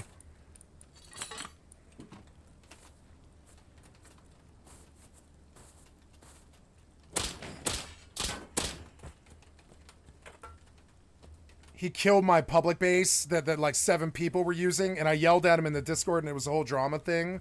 And he's stupid. He was stupid to fly by and let me know where he lives. Because now I'm just going to lock it. He wants to build a wall to keep the zombies and the raiders out. I'm not going to let him. I'm not going to permit him to do that. Well, I will. I'll force him to blow a wall, and that'll waste all his sulfur. I'll force him to blow the TC. And I'll even honeycomb the bitch, you know? I'll honeycomb that fucking TC. It's my TC now. He won't see me coming. If he resolves the TC now, in time, I won't be able to make my play, but I bet I can. I bet I can make a Molotov and get in that TC and then just steal it, you know? Put a hole in his fence so he can't wall Stens and Dixie out. And the best part is I left the horse there, which is annoying. I should have got the horse. I don't know why I didn't get the horse. I need to get the horse. It's way, way faster. Yeah, I live so far. I should go back and get the horse. I don't want to light him up that I'm here is the problem. But I mean, that horse is kind of intrinsic to doing this quickly. I made a misplay there. I ran past the horse without thinking because I was just thinking about who it was. You know, my mind was filled with thoughts, you know, of plots of revenge because he did kind of fuck a public base of mine. He just sealed us out of it and destroyed the motherfucker and threw all the loot on the ground for no good goddamn reason. There was no locks on the door. He had no reason to do it. I left signs all over the server calling him names. Fucking stupid piece of shit, jackass. That's the average fucking personality that you meet on Rust.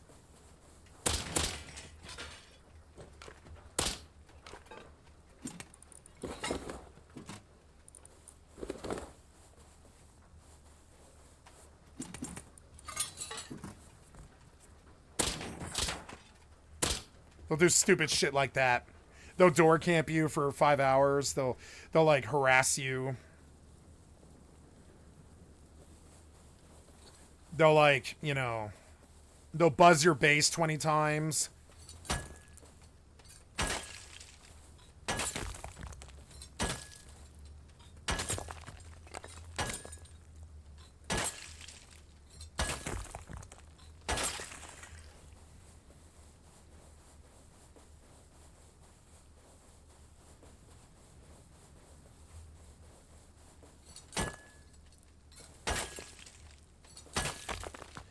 Oh yeah, what's going on with this? Really bad frame rate for some reason. Yeah, this is set too high.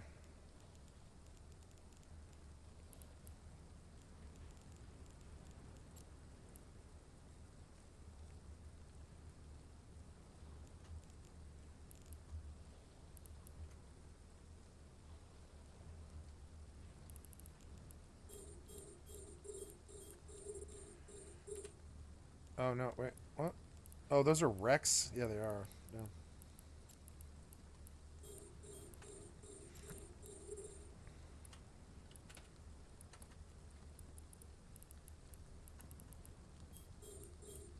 There's the patrol again, which sucks. I take the gun out the bar. I can't really afford to catch a patrol aggro here.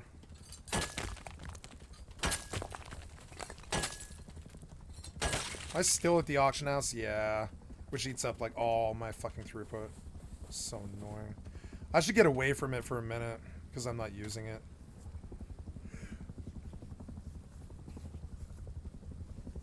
Yeah, they phase me somewhere else, right? No, they don't. But that's okay. Still a lot better here than it is over there. Get the knife off my bar. He has a lot of metal out here.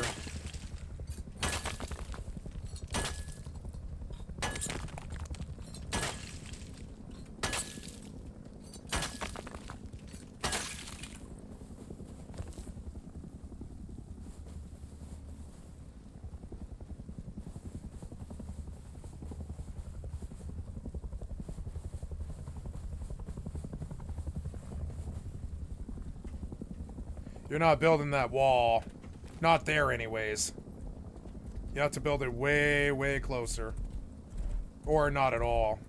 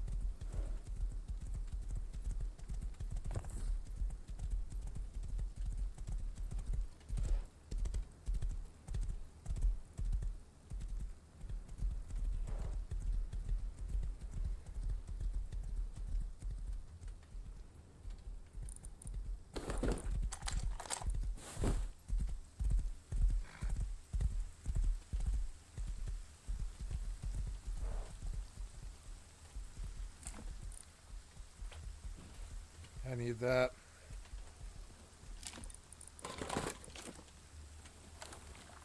The asteroid is depleted.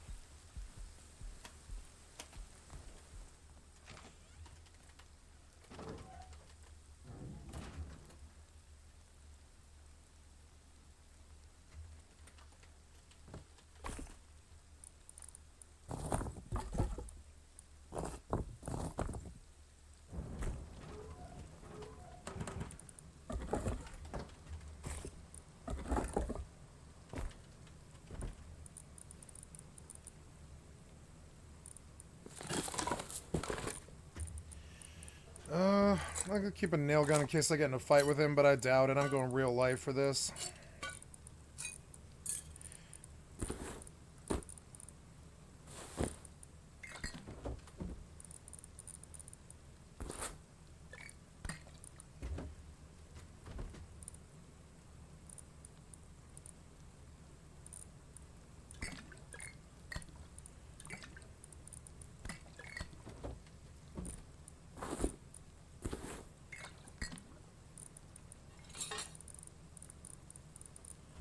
Where's the Molotov?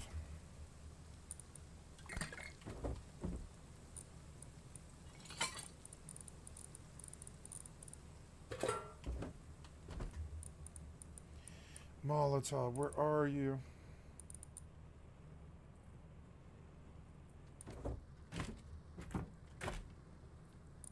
That doesn't seem right. Where did this Molotov go? Did I recycle it? I don't think I did. I don't believe I did. No. What happened? Where is this? Oh, no. I think it was in my bag and I died. Yeah, I think it was in my bag and I died. Oh, no. Well, there's other ways to do it, I guess.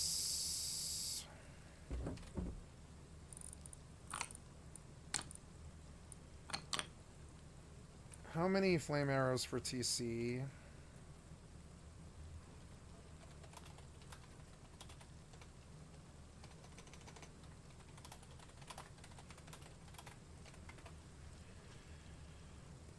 $25?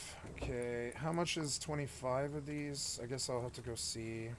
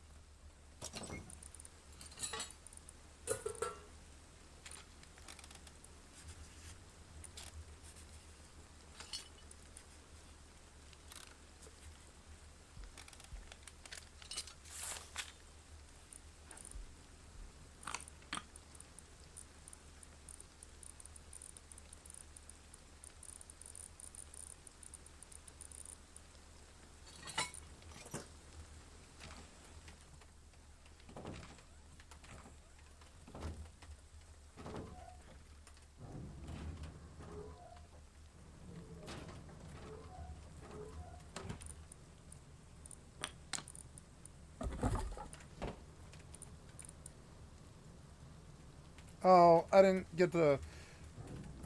I didn't train? I didn't train. Oops. Okay.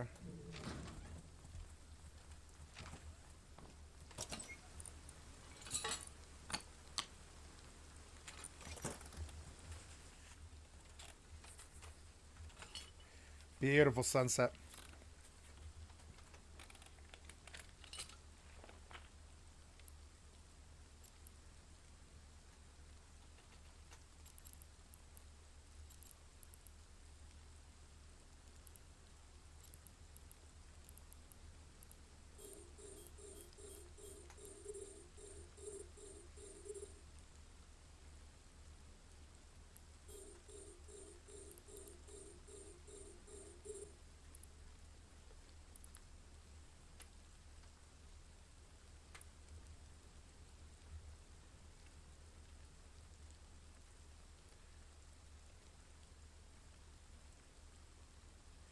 I bought a salvager and all the wrecks disappeared, which is annoying. That's okay.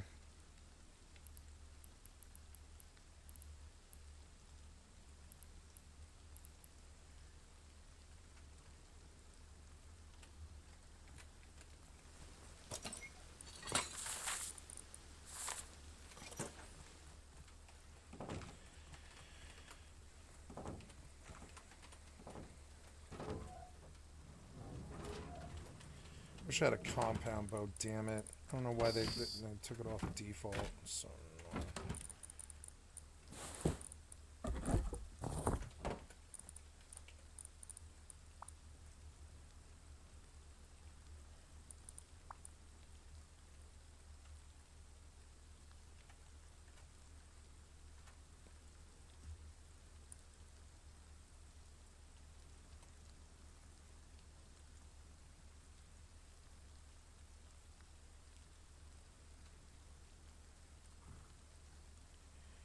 fuck, that's expensive. What happened to the Molotov? I think it was on my spare bag and I lost it. Damn it.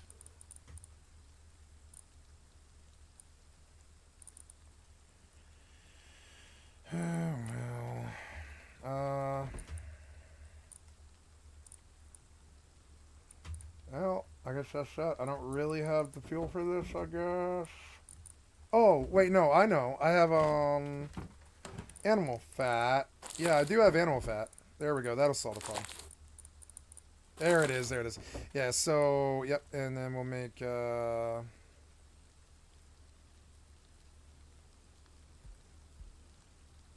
that's good. And then give me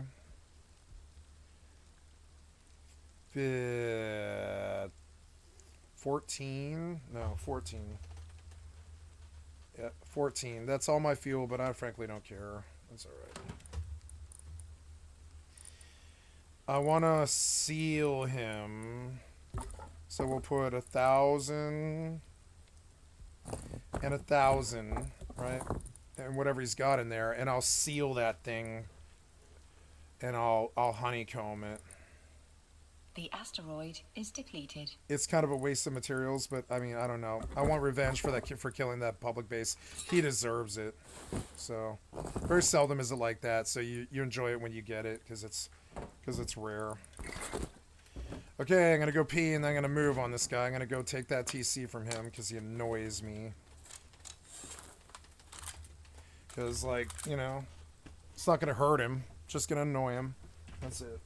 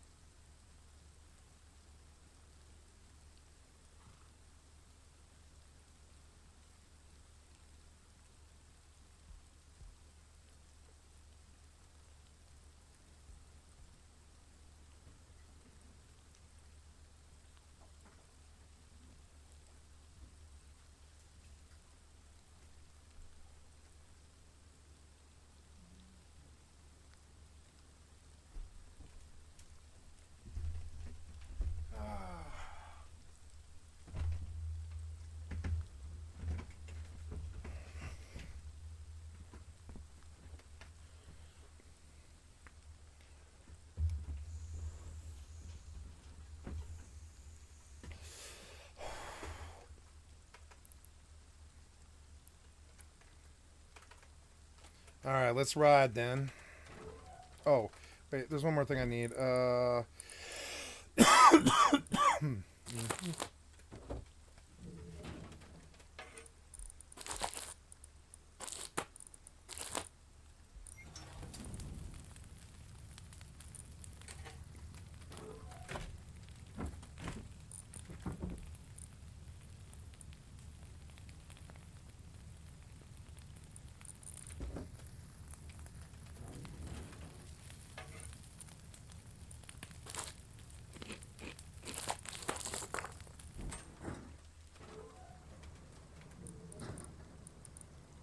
Yep, that should do. Oh, I will need a BP and a hammer. And there's all the stuff I need. Oh, you know what else I could make also as well? Is a horseshoe. So this goes faster, hopefully. And, okay.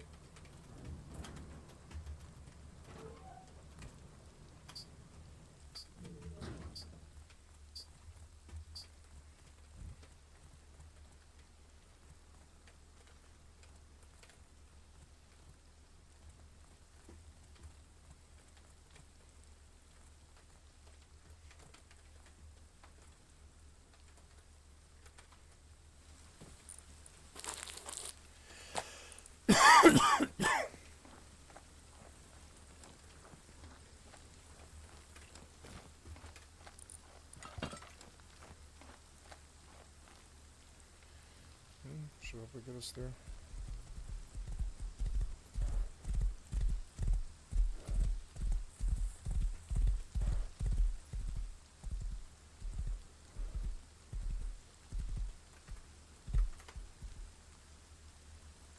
pathologist who was there.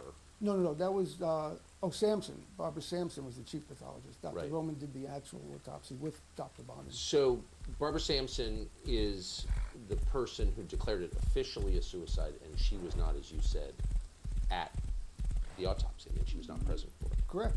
And you know, when they call it a suicide, they stop investigating. There you go. Because if there's a suicide, there's really nothing to investigate. Right. If it's a suicide, because somebody killed themselves, case closed.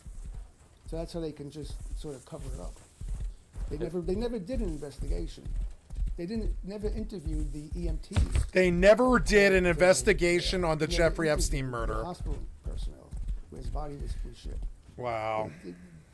I can't get any answers as to what. Yeah, that's investigation a was done. different When I kind of went to the Justice victimhood. Department, people, That's a different a few case. months after the death, every question That makes his brother a victim of a whole nother fucking conspiracy thing, of obfuscation that was destructive to his life and stuff, and all this too on top of it. So on top of it, the victimhood doesn't end. They diss the brother, they diss the family, like, you know. After a thorough investigation, we determined it was a suicide. It was like them pleading the fifth. I got the same answer to every question I asked. So, did you speak to Barbara Sampson, the official who ruled this a suicide? No, I haven't been able to get to her. Oh my God. Void is depleted. Okay. So in her public explanation, she has been Okay. asked about this. We tried to reach out to her. She refused to speak to us for reasons we don't understand. But in her official explanation, she suggested that she ruled it a suicide, effectively overruling the judgment of the people who actually performed the autopsy, because your brother had attempted suicide previously. Yeah, but that's been shown to be false. You can listen to David Schoen, his attorney, on the podcast, the Crime Waves podcast. He explains that Jeff was attacked by his cellmate, but he didn't want to report it as such because he was afraid of retaliation. But every news account. That's a very interesting argument, by the way, this idea that, you don't want to get yourself into trouble because then he might actually really hurt you. It's an interesting argument. His initial injuries in the weeks before his death, he was trying to kill himself in his cell. He was found in fetal position on the floor after a failed suicide attempt, etc. Well, once somebody says that, then everyone picks up the same story, and then it becomes, the truth, just because it's been repeated so many times. But the fact is, he did not attempt suicide that first time. So if he didn't try and kill himself the first time, then the medical examiner had no basis to declare this a suicide. Exactly. Plus, there's reasons why he wouldn't kill himself then. He had a hearing scheduled to appeal the bail decision coming up in a few Oh wow, he had an appeal. The bail was being... Oh yeah, I totally killed myself before an appeal. Totally. He could have got bail. Oh yeah. Even as I'm totally unpalatable as that acing might be myself. something. I've got an appeal coming. I'm gonna And kill he's myself. Yeah. entitled to bail Yep. under certain conditions. Bail means you're gone. You're just poof gone. You know. So I could see if he went Yeah. for bail and it was denied, then I can see him taking himself out if he didn't want to spend a year in jail waiting for a trial. Yeah. But not a few days before. Nope. That makes no sense. In your conversations with him and in your conversations with the people who were in contact with him in the final weeks of his life, was there any indication at all that he was suicidal at any point? No, I had no conversations with him once he was arrested. I Yes. spoke to him the day before he was arrested. He actually called me from Paris, just the usual, how you doing kind of phone call. And the next day, his attorneys called me and told me he was arrested. That was the last time I spoke with him. I didn't Yes. speak to him or see him while he was in jail. But having spoken to his lawyers and people whom he communicated with from jail, did anybody say that he seemed suicidal? No, everybody was shocked that it was a suicide. Nobody thought he was going to kill himself. Nobody thought he would do that. So what's interesting is that the Attorney General of the United States at the time, Attorney Oh General my Barr, God! Don't kill me. said publicly and then wrote in his memoir that he had concluded conclusively that this was a suicide. I don't understand where I am. It's so annoying. Please The move. medical examiner, No, the person who you performed the fucked autopsy, me. You fucked me. declared it a suicide, which is a lie. Get to the road. And two, because he had viewed the videotape at the entrance to the You are tier, so cell block where the annoying. owner was being held. What do you make of that explanation? Well, when I heard Barr's statement... Why can't that horse outrun a wolf? And he concluded it was a suicide because nobody went in or out. That's when it hit me that he's covering this up. because there's two sort of fallacies in that. One, I thought, why is the Attorney General of the United States, who I would imagine to be a busy guy, why is he personally watching the videotape? Couldn't he have two people in his office watch the videotape and say, hey, Bill, nobody went in or out? You know, couldn't that suffice? And two, to assume that somebody could get to that Couldn't door, we see the victim? go inside, you know, kill somebody, get out completely undetected is just ridiculous, because I believe there are 6 levels of security Right. before you get to that door. So to assume that somebody could do it that way is crazy. And any third-rate investigator will tell you that, you know, there was anywhere from 7 to 14 people on the other side of that door, on the tier, that could have killed somebody. Right. And I had been told from another source, I've been getting a lot of information from all sources, that cell doors were left unlocked that night. I don't know how many cell doors or whose cell doors, but if cell doors were left unlocked, then somebody could have went into Jeff's cell, killed him, went back into their cell, undetected. Now, in the Justice Department report, it says that from 3 cells, you could see Jeff's cell door. But if you look at the photographs of the tier, there's tiny windows in the cell doors. So in order to see Jeff's cell door from another cell, you'd have to be standing at that window inside the other cell. I am hopeful we can in the stop middle of these the people. night, looking towards Jeff's cell. And if somebody crept low beneath the height of that window, you wouldn't see them. So the fact that, you know, to say that he could be seen from 3 other cells and they didn't see anything, well, chances are the other prisoners were sleeping in those cells if they had nothing to do with it.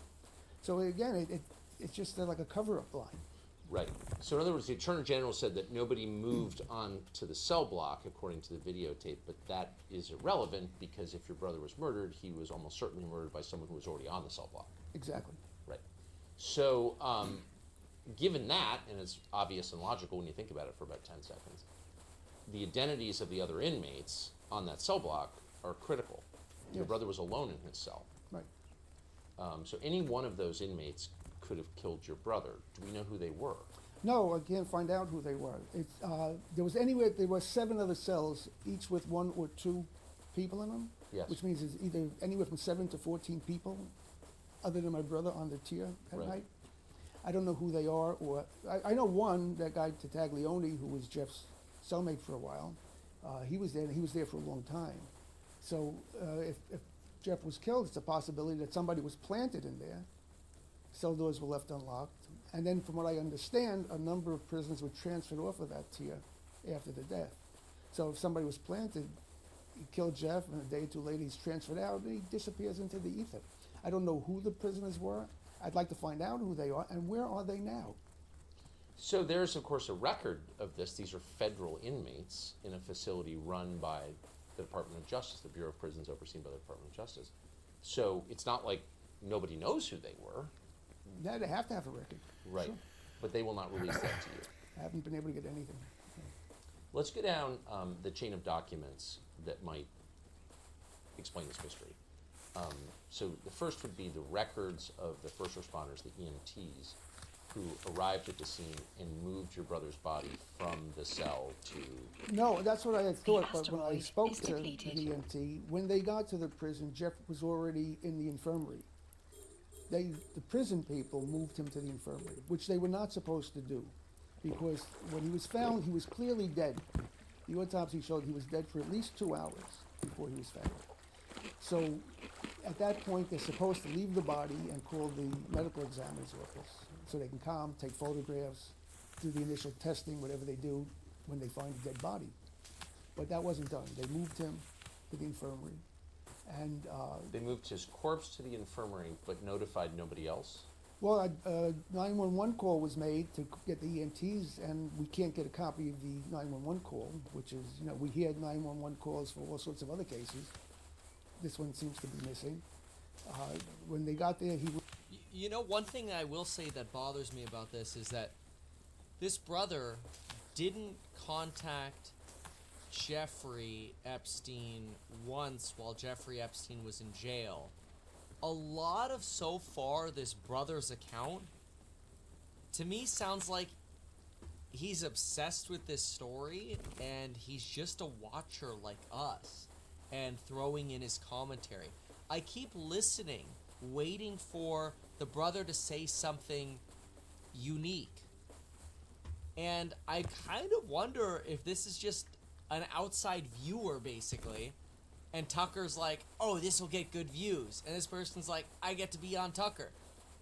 I'm a little sussed by this interview. We're almost like, we're about halfway through it. We'll listen a little bit more here, but I'm a little disappointed so far in this interview. Was in the infirmary, and he was clearly dead because, like I said, he had been dead for 2 hours.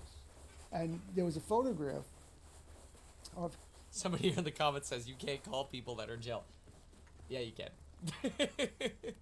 him being wheeled out of the prison where he was intubated, squeezing an air bulb to try Yes. to get, so I was questioning, why are they trying to pump into a clearly dead body? Were they trying to make it look like he was alive so that he could be declared dead in the hospital? Because what I've been told, normally when they find dead bodies in the prisons, they want to ship them to the hospital, so they're declared dead in the hospital. Because an unwritten rule is nobody dies in prison. They don't want to deal with it, so they ship them to the hospital, where he's declared dead. And when I questioned the EMT why they were intubating him, I said because he was dead for at least 2 hours. The response I got was, how do you know that? It was a kind of a strange response, but I knew that from the autopsy.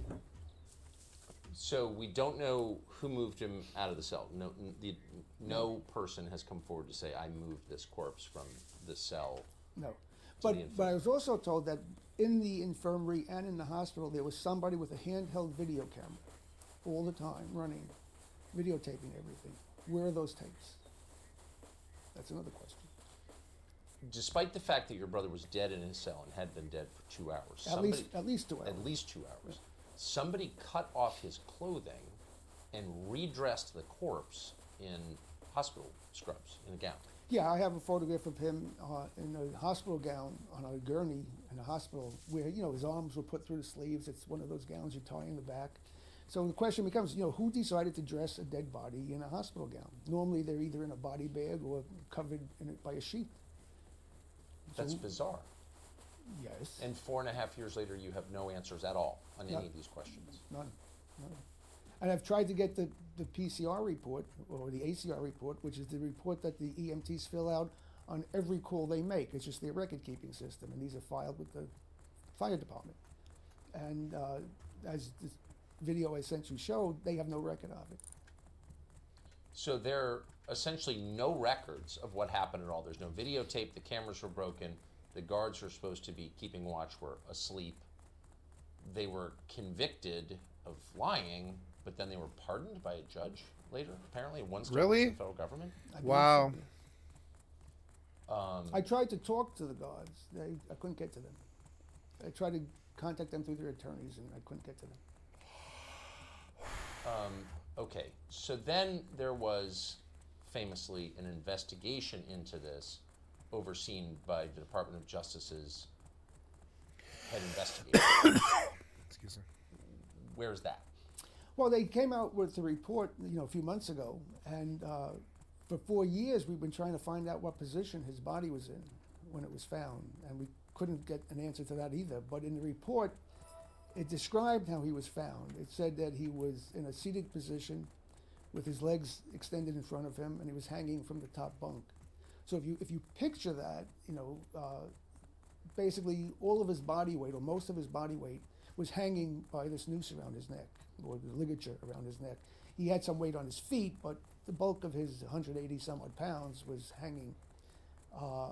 And they said when they cut him down, or tore him down, his buttocks was an inch and a half above the ground. Again, which means his body weight was on his neck. Now, if somebody's hanging like that, the noose or ligature would ride up high on the neck and go high behind your ears to where it was tied to. But the autopsy photographs show that the ligature mark on Jeff's neck is in the middle of his neck and goes straight back, as if someone put a rope around his neck and strangled him, like Carlo in The Godfather, in the car. Or the electrical cord to his Or the CPAP electrical machine. cord, or whatever was there, but it doesn't look like the fabric from a bed sheet. So if it seems clear just from the photographs of his autopsy that he was strangled with, say, a cord. Wouldn't you test that cord for his DNA? Yeah, nobody seems to know where that is. Also, the way they said he was hanging, and again, he had to be there for at least 2 hours. When you die, the blood in your body settles to the, gravity takes the blood down to the lowest parts of your body, and they become blotchy from the blood pooling under the skin. So the back of his legs and his buttocks should have what's called lividity. They should have this blotchiness, like bruising look on the back of his legs and his buttocks. Autopsy photographs show that his legs are clear. So he couldn't have been hanging that way for more than, for 2+ hours. He'd have blood pooling in his legs. That's not the case. So did the report explain the discrepancies from the autopsy? That bones in his neck were broken that are not seen in hangings, but are seen in strangulations? Those broken bones are not, they're seen in strangulations, but because he had 3 bones, it's also from karate chop to the neck will break bones like that. And that seems to be what I've spoken to military people, a preferred way of killing people is you karate chop them in the neck really hard, you collapse their windpipe, and that disorients them and incapacitates them, and then usually they just break their neck, or you can strangle them. So the breaks in his neck are more consistent with a karate chop than a soft, what's called a soft hanging.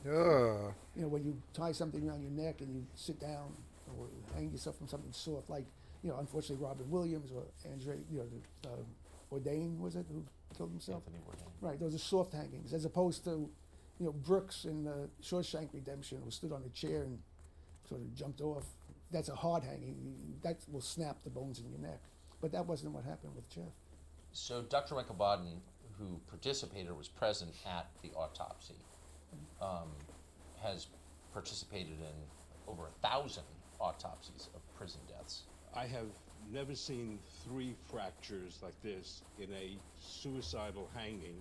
Going over 1,000 jail hangings, suicides in the New York City state prisons over the past 40, 50 years. I didn't know this was all a thing. I had no idea. His fairly firm conclusion is that this was not a suicide. Is that correct? Yes. Yeah.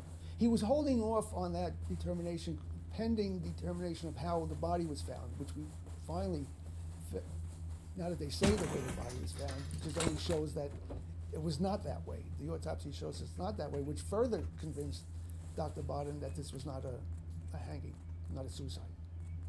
So here's what we wind up with at the end of all this. We wind up with a high-profile inmate in the most secure federal facility in the country's largest city who was somehow murdered, clearly with the knowledge of the Justice Department, and the Attorney General of the United States lies about it, which he did, and there's no reason to do that except to cover up the crime.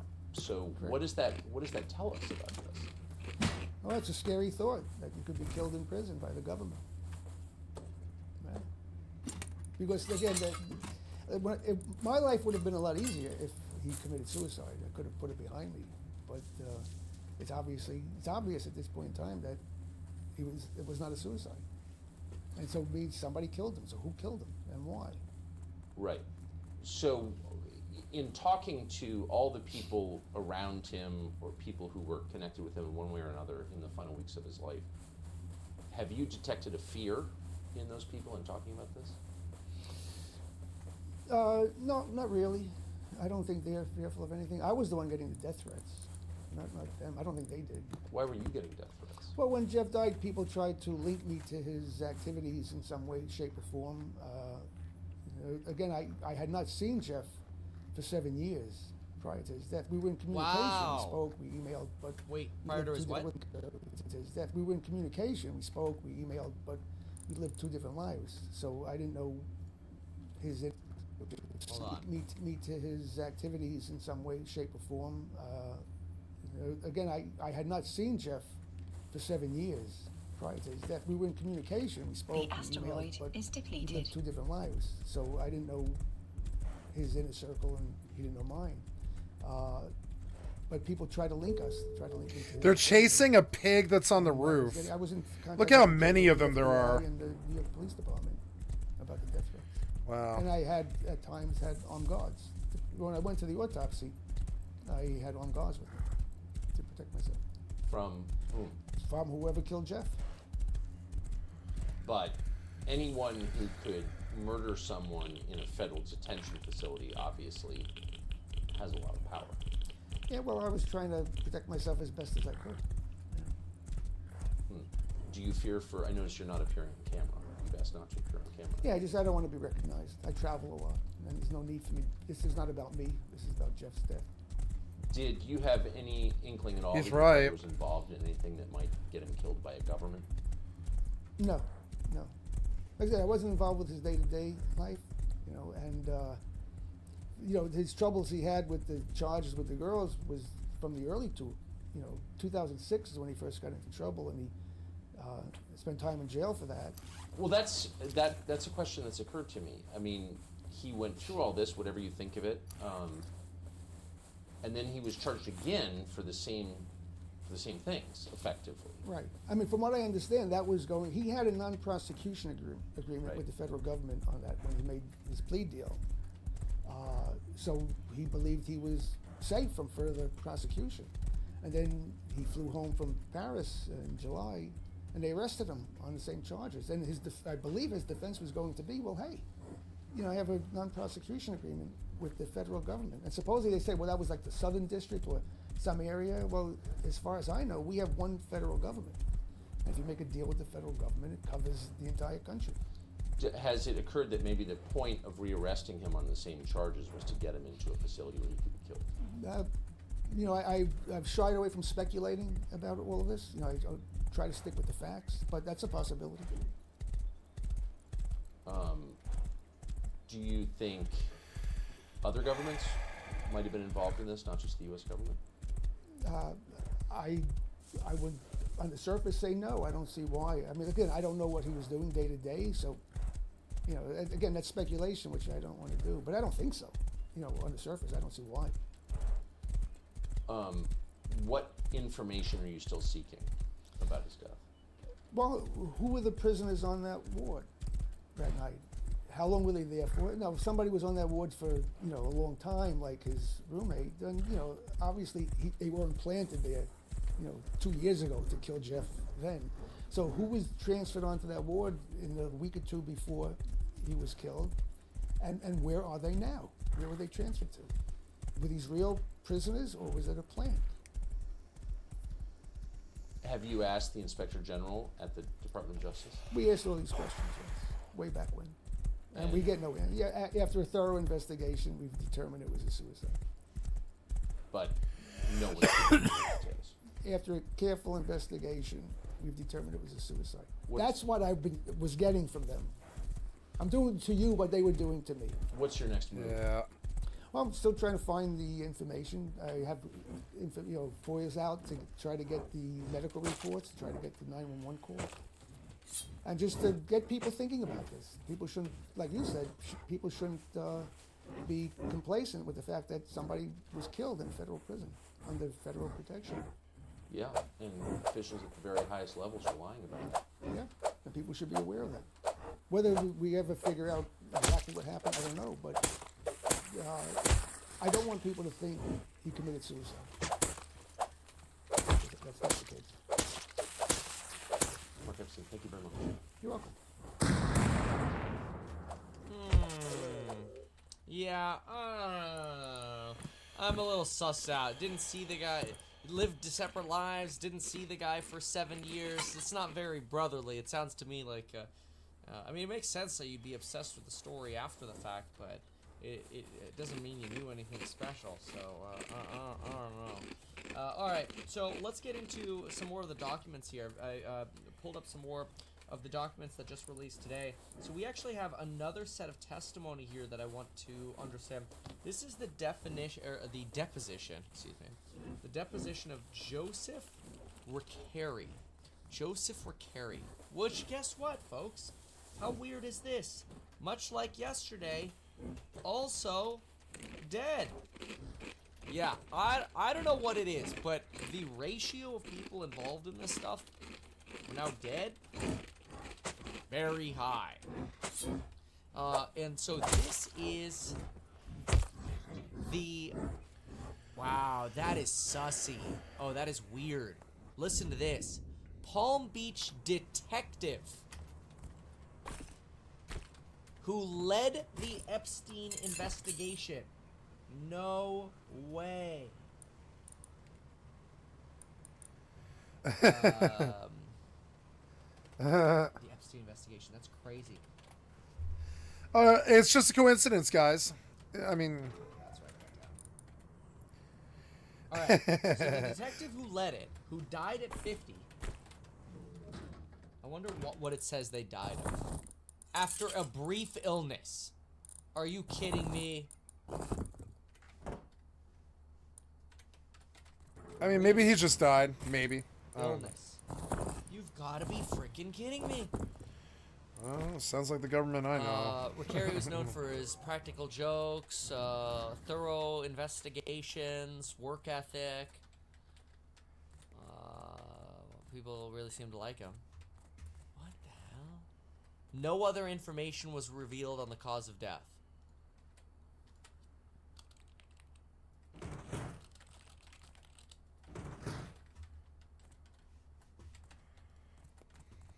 Some people say it was sleep apnea.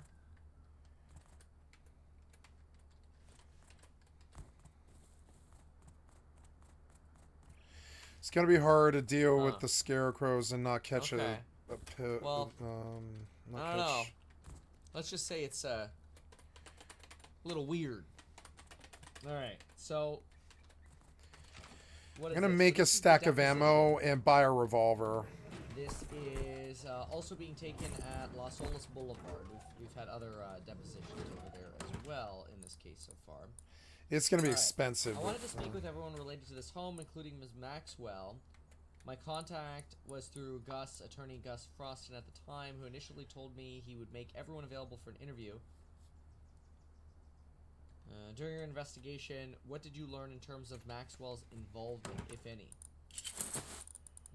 Witness. Ms. Maxwell, during her research, was found to be Epstein's long-time friend. During interviews, Ms. Maxwell was involved in seeking girls Actually, I'm gonna take to perform all of massages this, and I and will. work at Epstein's home. Did you interview? How many girls did you interview that you sought? How many girls did you interview that were sought to Actually, give, I'll just take one of these or that pistols out. What do I actually care? gave I don't massages care. at That's Epstein's fine. home? Approximately. But I do want 30 to to learn the 33. syringe. I believe 2 of them may have. How many actually had massage experience? Yep, I seems believe good to me. 2 of them may have. I lose a gun, I won't cry. It's fine. What am I missing? I'm missing a tool. I want the tool. Had a salvage hammer, but I think I lost One it. with the massage experience was older. Correct. You got this darn attorney Just take this in here axe. constantly objecting to the form of the question. They do this to preserve their rights to try to get you to, kick out evidence or whatever. It's just annoying to read in transcript stuff. The remainder of the 30 girls that went to this house for the purpose of massage or were recruited for a massage, my understanding they had no massage experience. That's correct. And the majority of these girls that you interviewed over and under the age of 18. The majority were under. Wow. Is the detective active. seen as the witness here? Let me see here. I believe so. Yeah, they don't clarify that, but I'm assuming so, given that this is the deposition of the detective, and he's the one answering the questions. Okay, so, and as we go through this report, you may remember the names. Correct. Let me correct myself. I believe I only have 1. One of a similar age group. Okay, regarding massage experience. The one with massage experience. The older. Okay, got it. The remainder of 30 girls who went to this house for the purpose of massage, my understanding, they had no massage experience. That's correct. Majority were underage. Each of the victims that went to the home were asked to bring their friends to them. Ooh. Docking request accepted. At the end of that massage, if that victim brought other friends, would she get paid for the recruitment of those friends? Correct. Additionally, Hey, it's like an MLM, but except it's like Jeffrey Epstein's MLM. Additionally, did your investigations reveal that the assistants of Jeffrey Epstein would call and set up for these girls to come over? Correct. And certain people that were friends or girlfriends or assistants of Jeffrey Epstein would recruit girls with the chance of giving a massage. Correct. Is what your investigation revealed in terms of the system of getting these girls over the house? Yes. Okay, talking about the massages. When did these various girls that you interviewed describe the massages? Was there a pattern of what occurred during these massages? Yes, there was. Describe for us what you were told by the 30 or so girls. Initially, when the victims would come home, they were brought upstairs to provide a massage. Epstein would lay on the massage table where they would start to rub his back and back of his legs. Ooh! Epstein would either attempt to fondle the I have to girls go home. or touch the girls inappropriately. Damn it. And at which point he would pleasure himself. And when he was done, he would get up and go wash off while the girls would get dressed and go back downstairs and get paid. Okay, so did you determine that massage was actually a code word for something else? When they went to perform a massage, it was for sexual gratification. And when the assistants would call and ask these girls to work, what did you learn from the term work? Work is Epstein massage. Wow, this guy needed a lot of massages, apparently. During the investigation, it was determined that he would have multiple massages. Oh man, that's gross. I didn't know that I was gonna go to this. During the investigation, it was determined that he would have multiple massages during the day. Good lord. He would have some in the morning, some in the afternoon, and sometimes into the evening. Oh my gosh. So he would... Alright, and so when you went to speak to the victims, what did the victims say about their experience with Jeffrey Epstein? Once they were recruited, they were brought home to give a massage. Some of the victims did not want to be touched. Some of the victims did not want to partake in that. So as I believe for a couple of them, only a one-shot deal, but others continued to come. And so you interviewed some of those victims. Did you learn that some of those victims also brought additional girls? That's correct. So as you're investigating the case, part of your investigation, you're learning information that these victims, from these victims, and then going to talk to the next person down the line, if you will. Correct. What's the purpose of that? To identify further victims. In doing that, were you able to corroborate the accuracy of what the first victim told you? Correct. You know what's scary is that this person talking right now is dead. Died at 50. Died suddenly. Before died suddenly was like a trend. Jeez. What was her role? Let's see. Did you turn over all your files to the secretary or the state attorney's office or FBI? Correct.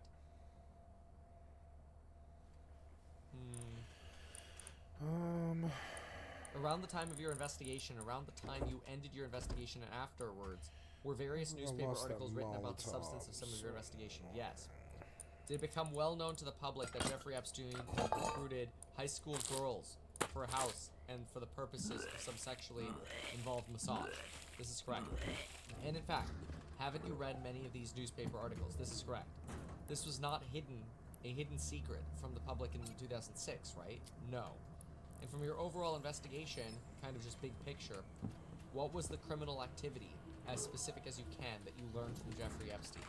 It was sexual battery and lewd and lascivious conduct for under the age of 16. Under 16, even worse. From the recruitment to the how did they get them? What did they do? How did you keep it going? As it became known to us that the victim was recruited, brought to the home, provided the massage, and was paid, drive active. whether there was inappropriate touching, whether there was sexual activity, whether there was actually intercourse, all of this was documented, and asked about whether they brought anybody else to the home. Okay, this is during the questioning, basically. Hey, look, it's like what I mentioned, an MLM. They're literally using the word. Yep. They stole my word. Well, I didn't actually say the word. I said MLM. Okay, one of the earliest victims in terms of the chronologically of this pyramid of girls, for lack of a better word. You understand what I mean? Yes.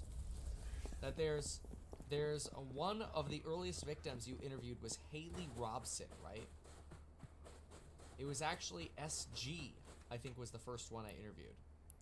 Would it be Sarah? SG. Anyway.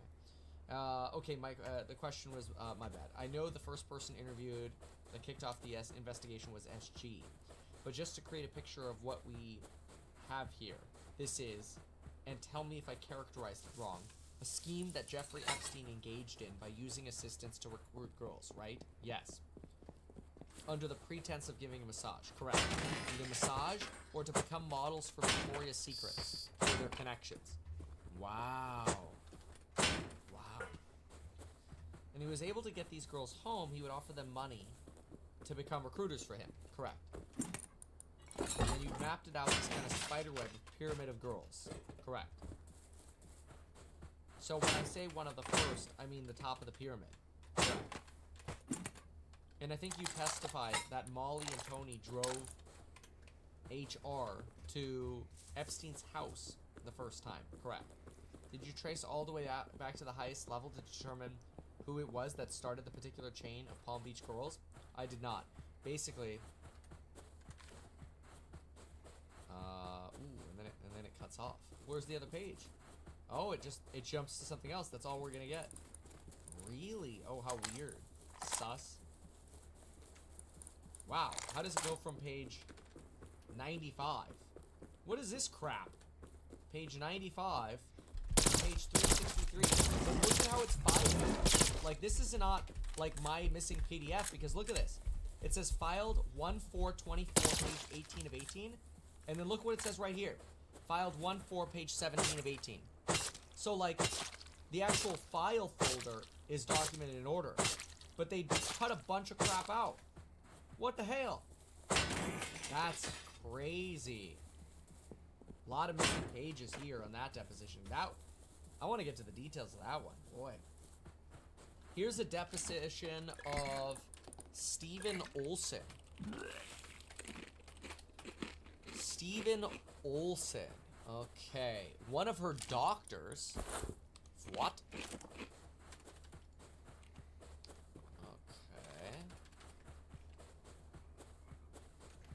Just try to get a little bit more detail here. Steven Olsen.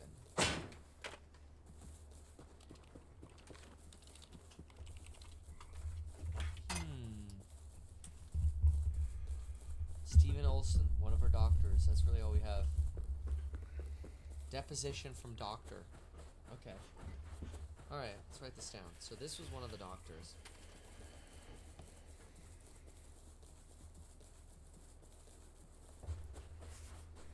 Alright, let's see what he has to say.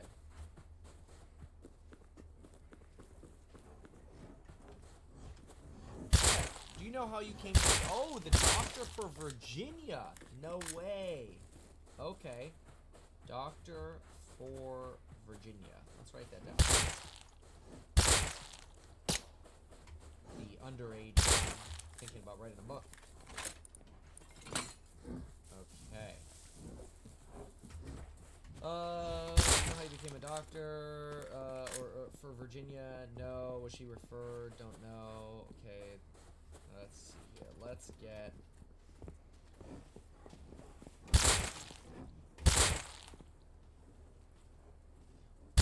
Doesn't sound like she was very memorable, actually. He doesn't really remember her. Well, that's not going to be a very interesting deposition, basically. Didn't know her handwriting, didn't really know much about her, fine. Pictures of the office, it sounds like. What?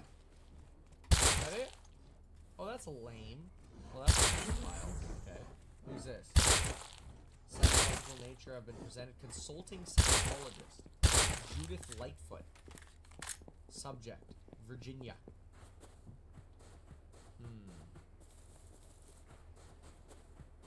Just a random email thrown in here. There's a lot of stuff missing here, I feel like. Here's what looks like a 30-page complaint.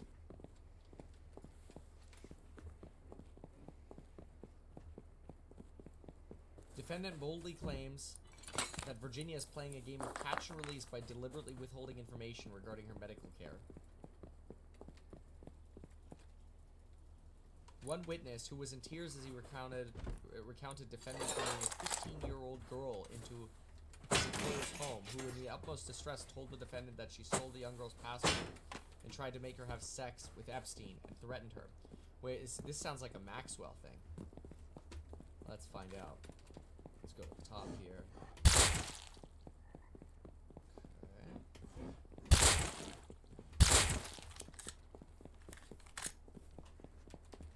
This is, yep, Maxwell, the defendant. Okay, so this is Maxwell. And so, here's a new allegation. We haven't heard this before. One witness, Mr. Rizzo, was in tears when he recounted defendant bringing a 15-year-old girl to his employer's home. When the utmost distress told him the defendant stole the young girl's passport and tried to make her have sex with Epstein, then threatened her. Terrible. Rizzo also testified that he watched Maxwell direct a room full of underage girls to kiss, dance, and touch one another in a sexual way for the defendant Maxwell and Epstein to watch.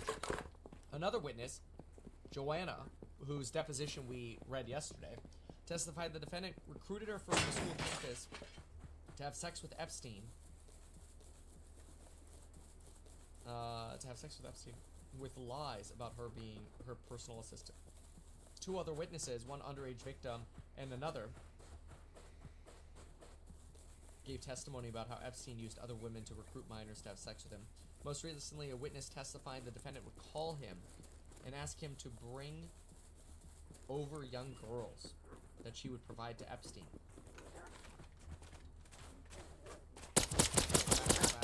Medical identities. Virginia had 15 healthcare providers at one time. Wow, that's a lot. 15. Now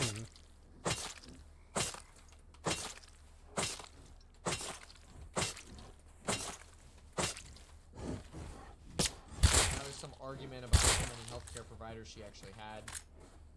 Oh, we got some censored stuff here. Defendant's trying to make something out of nothing.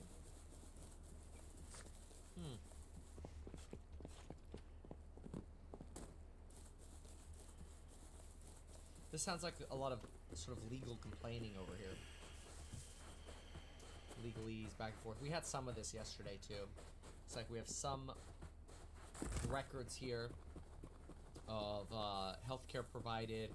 A lot of healthcare provided around 2016. You know, whether that was, does it provide what kind? Psychiatrist, primary care physician, no treatment records, ER records.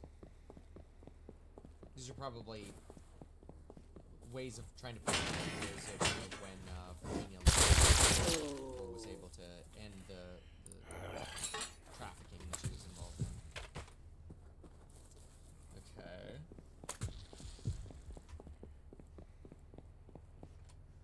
Yeah, a lot of this right here. I hear a car. Filing, I should say, not article. Seem to be What's that sort of sound? defending the process a little. I can't see my mouse. I need you to show me my mouse. You fucking piece of shit operating system. Freak me out, man. Don't need the fucking stress that Windows causes me. You know, now it's over with. I just gotta like let it go. I'm gonna let the bodies go. All I lost was like 100 fuel. It's fine. I have 70 on me right now. We're good. What I stand to lose here is greater, so...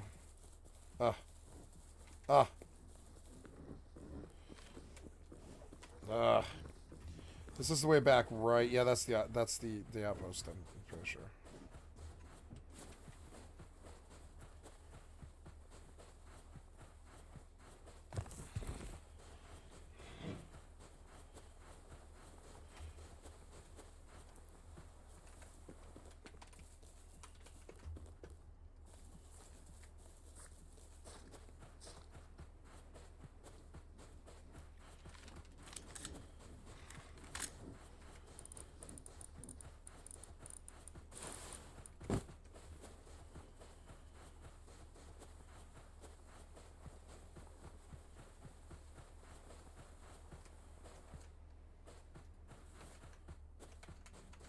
So, yeah, we have a production debate here about failing to provide email accounts.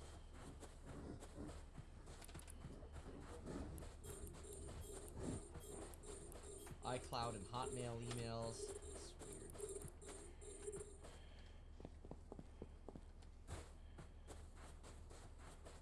Multiple medical records blurred out over here. Here as well. A lot of medical records.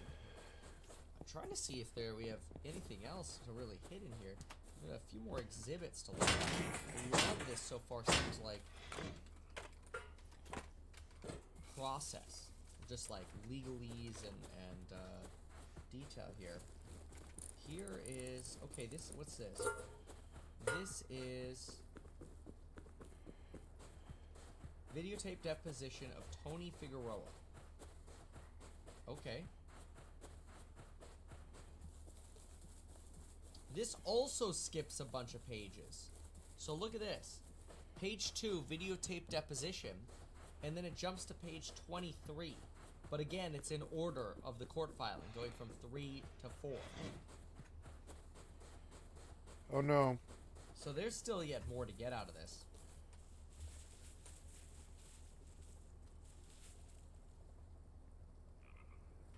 Just sharing miscellaneous background information. Oh, why pickles? Night school program. None of that was good. I don't know, when I'm low, I'll use them and just see. Motions I doubt to it'll dismiss. do anything. A lot of procedural here.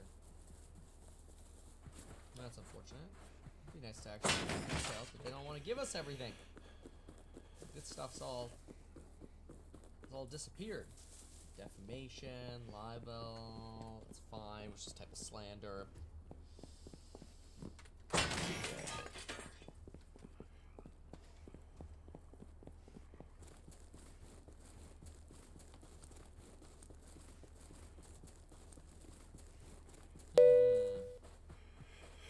Star Citizen has the ship pack DLC that costs $48,000. Just saw that scrolling on Twitter. Okay. Yeah. So far we've got Yep. I don't like Star Citizen. a little bit. I'm not saying it's a bad game. I'm saying I don't like it. Clinton, a little on and the Vanity Fair, the blackmail article or piece, and Tucker Carlson piece. Was, meh. Gotta stay on the road or I'll never find this body again. Yeah, these documents are, I feel like, missing a lot of information. Let me see what we have here. I'm gonna die and I'm gonna do it right by the base.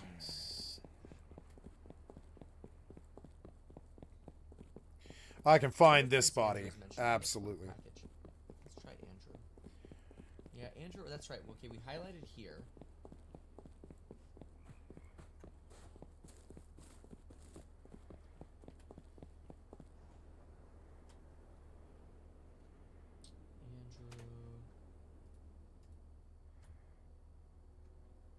Plaintiff was paid more than $100,000 for her false story to the Daily Mail, as well as the sale of a photograph purporting to be. Is that the game you were saying is super unfinished and all the people donating to? No, it's actually it's super unfinished. It has interesting things like that giant sandworm. I don't know if you recall the giant sandworm, but a giant sandworm made video game history, and I believe that exists, and the planets exist, and the cities exist, and the ships exist, right? But where it's not really real is it's like, yeah, you have to donate, like, to the starter ship is $175, and you can't really do the game without it. You can, but it's way, way, way slower and way, way, way less inefficient, which to me is a really bad way of doing game design. And then so there was, sorry, there was that's the opening thing, and then already before launch, like 10 years before launch. Oh my god, I'm gonna get another bite here. So annoying. Where is my body? Where's the body at? I thought I got further.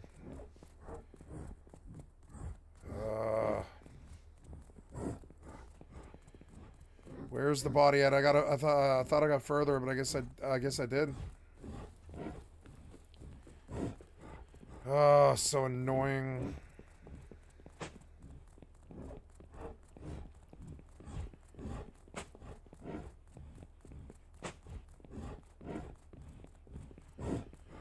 No, I died right here. Yeah. I'm gonna catch a bite, but that's okay. I'll go pill up and.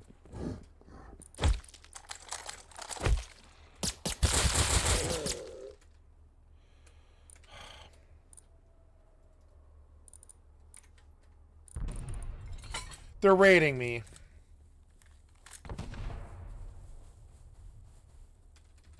Great. I don't have any bullets in the base. Fucking assholes.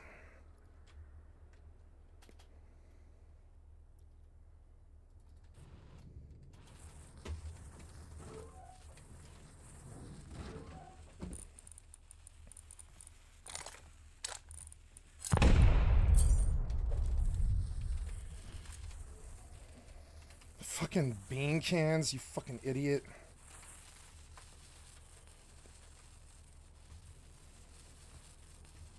Two of them. Oh well, it was a good base for a while.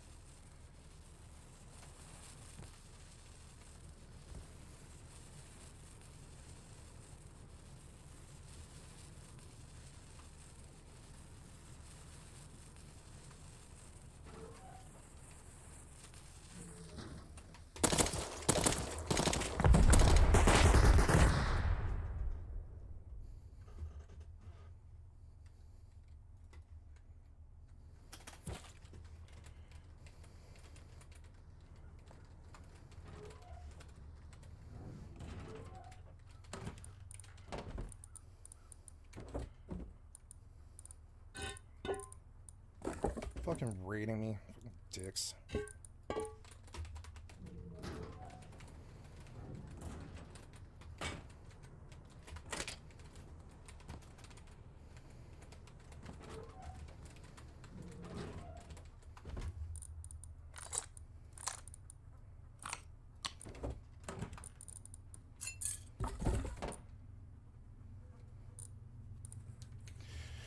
You fucking cocksuckers rating day 2 on a fucking 10 pop, you fucking worthless piece of shit, worst scum in fucking history of Rust. Worst pieces of shit with the least amount of fucking clue in front of witnesses, in front of fucking everybody and shit. You gotta raid day 2 on the fucking PvE zombie server because your brain is the size of your fucking stupid ass. I just lost a 2v1 ass. Now you're about to lose the other 2v1. You ready? Here it comes.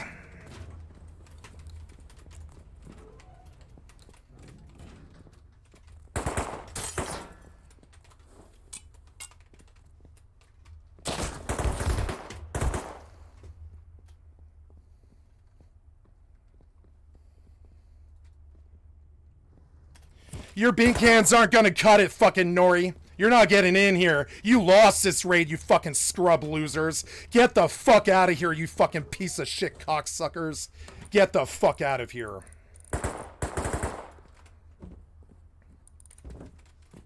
With your fucking MP5 on a zombie server raiding day 2. Worthless piece of shit cocksuckers.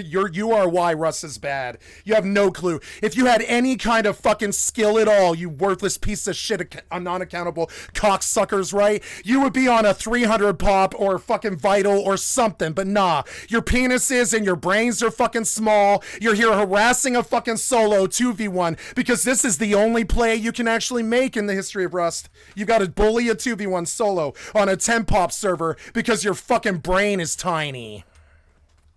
And there's witnesses. There's a lot of people watching you right now while laughing at you right now. Like straight up, man. Hey, you gonna lose another 1v2? Hey, should I come and kill you again? Yeah, I'll probably kill you. Hey, you guys want to lose a 2v1 again? Better throw some more bean cans day 2 on the fucking zombie server. You clueless pieces of fucking shit. Clueless pieces of fucking shit.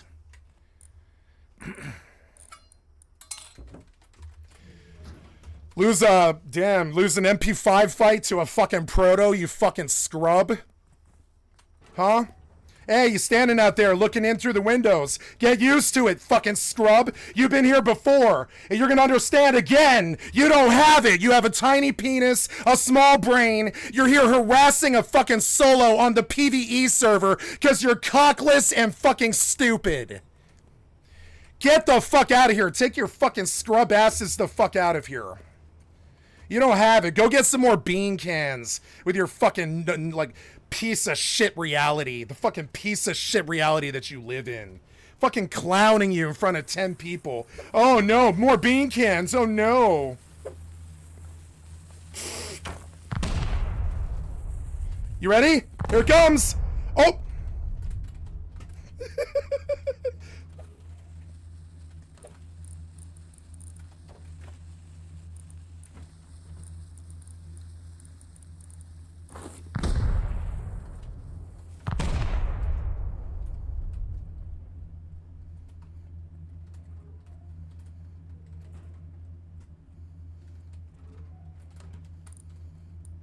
I'm gonna do something funny here to fuck with them.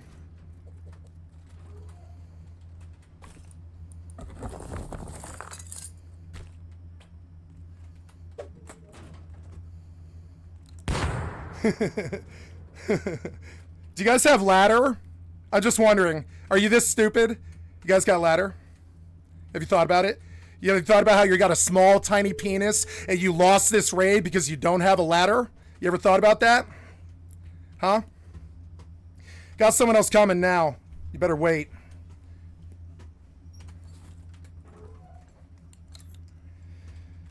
Come on. Come on, man. Keep going. More bean cans.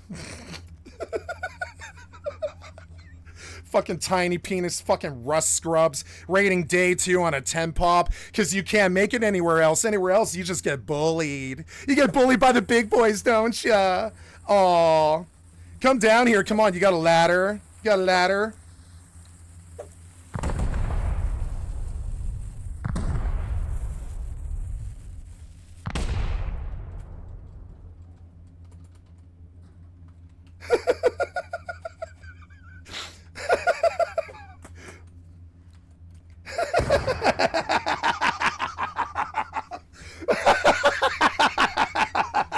You guys are so fucking dumb. I'm gonna publish you. I'm gonna publish you for the Rust world to see your failure. Watch this. I'm gonna get the beautiful clip here. Watch this.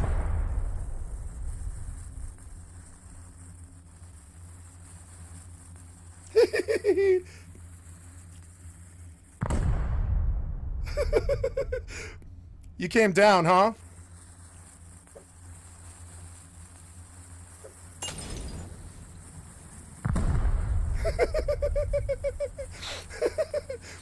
Ready? Oh. Raid in day 2 on the zombie server. You guys are such fucking born losers. For real. What in the literal fuck is wrong with you? What in the literal fuck is wrong with you? What in the literal fuck is wrong with you? Raid in day 2 with an MP5. Piece of shit. Let's go build a base somewhere else. Worthless pieces of shit. Build what I built there in like an hour, you know. Fun though. Pretty fun getting 2v1'd as usual. With like no guns and I killed him. I killed one, you know. Oh well. Get fucking screwed by 2v1. Fucking scrubs. I got what I needed out of that base. You can steal the 0 metal and the 0 sulfur and the 1 gun. You go right ahead. You piece of shit worthless cocksuckers. Fucking raiding me day 2 on the zombie server, you fucking born losers.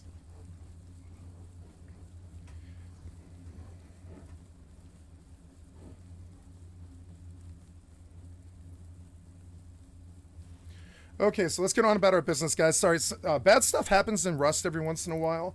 But you have to understand it's how you handle it that matters, right? I handled it very well. I killed one. I showed that I'm better than them. They got the base, but they've got a duo and they're born losers and all that. They have all the time in the world and all that. I have a job and I'm actually doing things, and I published their failure and I killed him and all that stuff. Now they can have the day of loot for all that work. They farmed Saul for the last like 16 hours or whatever for all that work. For all that work on a 0.5x, they farmed sulfur for 16 hours so they can raid that base, and I'll have a bigger one by tomorrow, trust me. Like, born losers, they're very predictable. You can fucking like spot them right away. Yeah. Oh, better watch out for Nori. Better watch out for Nori. I don't have to watch out for Nori. Nori is a born loser. You can spot it from 10,000 miles away. I don't need to watch out for Nori. Nori watches out for the world and lets the world know he's a loser. Don't worry. Worthless piece of shit. Like fucking raiding day 2 on the zombie server for no guns, 0 sulfur, 50 bombs, 2 guns, got killed in the middle of it because you're bad. You lost the 2v1. You know you did. You lost that 2v1. You fucking bad. Standing there blowing indoors because you're so fucking bad. You got pegged while you were throwing bombs because you're fucking bad. The only wins here you can get is on this server. Fucking born losers. Fucking born losers. And I clowned you. And I clowned you. You can clip me. Who looks better here? The 2v1 that lost the 2v1 or the guy who lost a couple of hours of work? You know what I'm saying? I mean, you got the base, yeah, but you had to farm for 16 hours to get that sulfur. I didn't. I had to farm for 2 hours. 2 hours. You're the born loser who has realities like that. I don't. Get back to farming sulfur, you little piece of shit slaves. Get to work. I give you permission to getting back to farming sulfur now. Jesus Christ, man. Go to a real server, you fucking born losers. Fucking born losers, man. Jesus Christ. I'm not even angry. Because they don't know. Like, I got what I needed. Who the fuck cares? I got all the BPs. They banged for 16 hours to get enough sulfur on a 0.5x to raid that base for 0 metal. I'm talking 0 metal, 0 sulfur, and 1 gun that I killed them with. With an MP5. He lost an MP5. Like, in their reality, they won this. You know, in their reality, they won this because they farmed for 18 hours to get like nothing, and in their mind, they won this because they successfully raided. But no, I killed you mid-raid and showed the world how bad you were. Why the fuck are you raiding day 2 on the zombie server? If you were worth a damn, you wouldn't. Piece of shit. You're not worth a damn. That's why you're on the 10 pops. The only people you can handle. Go to a real server, get your ass torn. Like I just did to you. Sweat through, fucking wipe both of your asses, and damn near took your bombs. Because you're bad.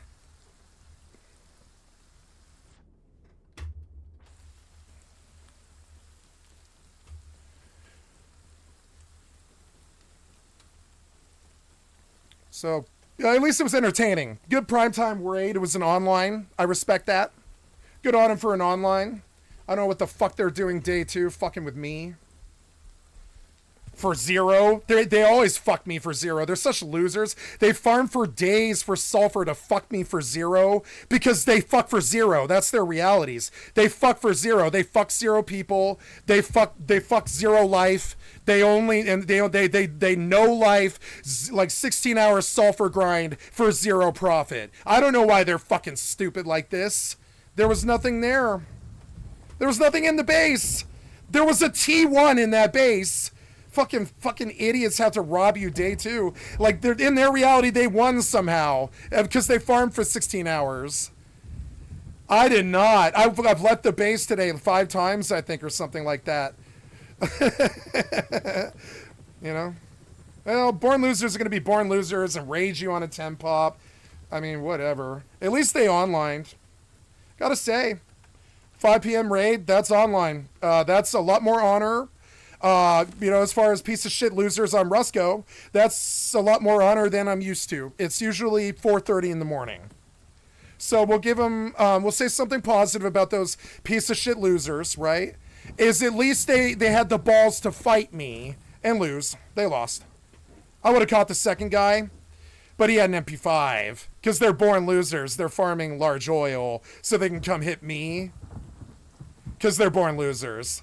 They dump 24 hours into a 2-minute kill like that because that's what they do. They have no lives. They have no value. They don't sleep with anyone or have any friends or family or anything. So they have the time to sit there and dump 24 hours of sulfur farming into a 10-minute kill and watch me build the same exact fucking base in 40 minutes. Watch me do it. Time me. Watch me do it. You know what I'm saying? So like, and that's the zombie idiots. They show up and they show the world on stream how fucking stupid and actually clueless they are at Rust. I don't know how the zombie server does this to people. It just does. They'll bang through. I used to do, okay, the last couple of months, right? I used to put up 15 doors. They blow through 15 doors for 1,000 metal, 0 guns, and 0 sulfur. I did this to them many, many times because they're fucking stupid. And you can set that bait, and you can just get them hooked, and they'll farm for like 2 solid days, so they can get what? 0 butt kiss. These kids have never got anything off me. They've never got a bomb, and they've never got an automatic weapon off me in the 2 years that they've been trying. I mean, they got an automatic weapon off me right there, I guess. If you call a prototype an automatic weapon. I got an automatic weapon off him. He didn't get an automatic weapon off me. He got a prototype, which is like a hybrid, right? He's never got an automatic weapon off me. He's never got a bomb off me. He's never got profit off me. And all he's done is dumped 100, 200, 300 hours into fucking farming sulfur on the 0.5x so he can get baited by the fucking trap, hook, line, and sinker, and yanked around as a sulfur slave instead of actually doing anything with his life. And we can actually get him to confirm his loserhood right on fucking stream. Better watch out for Nori. No, I don't have to watch out for Nori. Nori done fucked himself for the world. You know what I'm saying? It's clear Nori done fucked himself and is really goddamn stupid. He's on the zombie server, dumping 18 hours of sulfur into a 10-minute grind for 0 profit, as born losers are wont to do. Show me some profit there, guys. Did you get 200 sulfur? No. You didn't get 200 sulfur, and you blew 26 satchels and 8 fucking, you know, whatever it was. You blew 5 doors for 200 sulfur and a prototype. Congratulations. In the Rust community, we call it you lost. 0 profit. Congratulations. In your mind, you won because you're stupid. So now let's just build the same base. Go on about my business. You can fixate if you want. You're never gonna get it, bitch. And I've killed you so many times. I've killed Nori and robbed him so many times. He's so... I've killed Nori so many times.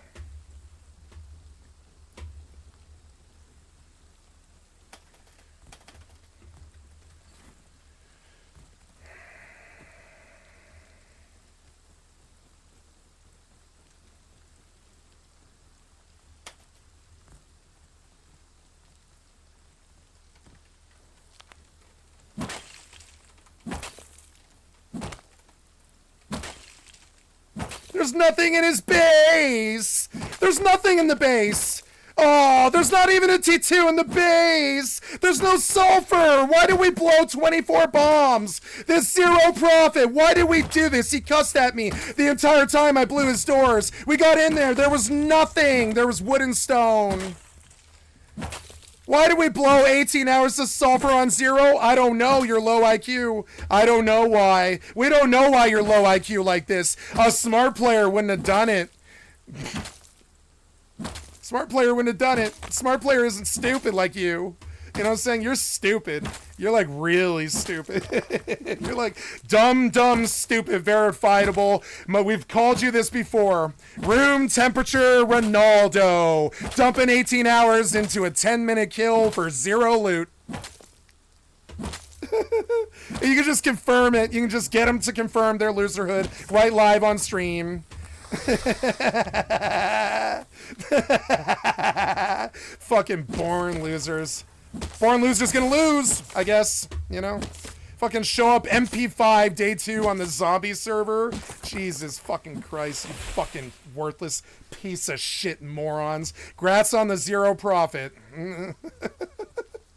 Grats on your successful raid of 0 profit, 0 guns, and no metal. I fired the metal into your body and I won and I killed you. 'Cause you're bad. If I actually had tried to fight you, I would have won.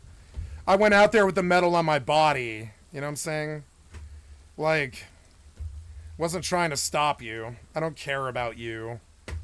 I can build what you take inside of 5 minutes. Watch me do it here.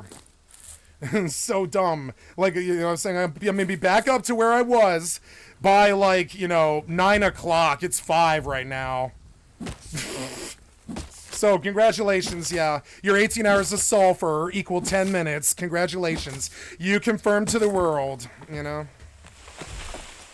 Fucking dumb. Let's follow the water for a time. I like the rush of a raid. It's good. It's entertaining, you know? At least it was offline. I gotta say, they're Rust players, but they're butt fuck average. I killed them. They're bad. They couldn't even focus enough to watch through the window to see if I was coming. They raided during the night because they're bad. They, like, had Molotovs because they're terrified and they're bad. They got 0 profit because they're terrified and they're bad. They lost the 1v2. I didn't fight him again. I could have fought him again, but I didn't fight him again. I could have ran out there with the second gun and fought him if I wanted to, you know? Like, you know, it's like dumb, dude. Like, I don't go around beating on 5 pops because it's the only people I've ever actually been successful against, you know? That's loser stuff, you know? I came here to get away from people like you. But nah, you got to confirm to the whole world that you're a piece of shit heel, you know? Well, mission accomplished, guys. Complete worthless shitheads confirmed. Status confirmed. You know, gotta bully a fucking solo on a 5 pop. You know, bullshit confirmed, idiot confirmed, guys. Status confirmed. Gotta show the world. All right, we'll tell you. You're acknowledged. Your born loserhood is acknowledged. We acknowledged it. We did it. Congratulations. You raided for 0 profit on a 5 pop server for no reason and lost the fight on top of it. Yep. There it is. Ms. Maxwell's response is this. Imagine if I actually had tried. I just walked through you and taken your fucking bombs. Like, Jesus Christ. I mean, I did walk through you. I walked through you. You didn't even fire a shot at me till I gave you a fair chance. I could have just swept both of you automatic. I had 18 rounds in the mag, but I waited for your little butt buddy to gather themselves, prepare for the battle, and get a peek. Because I'm not a fucking cocksucking, dishonorable shithead like you. And then I gave him a good fight. Congratulations. You guys had automatic weapons. I didn't. Big and reoccurring theme with you fucking born losers. You always have the advantage. Imagine if the fight was fair. Oh, wait, it was. I killed you. You know? Oh, wait, it was, and I killed you. Yeah. I don't know how your fucking friend didn't die. I fucking domed him, goddamn, a bunch of fucking times. How is your friend not fucking dead? How is your friend not dead? Whatever. Russ is so dumb. That motherfucker ate like 18 fucking rounds to the fucking neck and face. He's like dead on the floor and his friend just is like, alright, get up and fight. Fucking Russ is so goddamn dumb. The guy took 18 rounds. Right in the face. He was knocked before he fired a shot. So you allow him to res? He took 18 rounds to the fucking net. Tarkov would never do that. You know what I'm saying? Fuck getting knocked and getting rezzed or whatever. Not when you've been hit 18 times. And you didn't even fire back. The percentage of it, like, happening should be 0. You know what I'm saying? You lost that fight before you even fired a shot.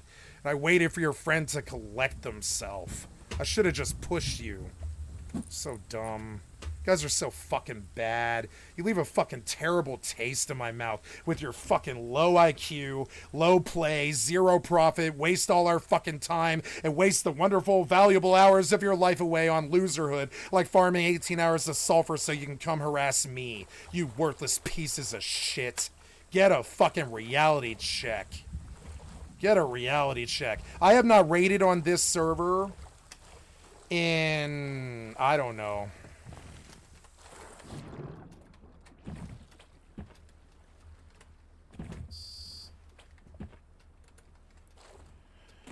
I forgot I don't have any fuel.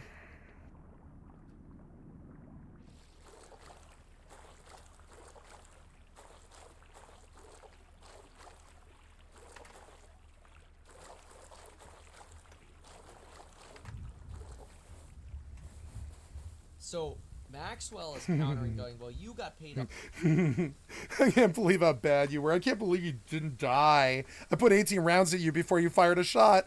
God was like, "No, you win this one for some reason." You lost that one for some reason. You lost that. And God was like, "Nah, you can get picked up." Or whatever, and like or something. Because you lost that fight. You died before you even fired a shot. Fucking bad. You lost that fight.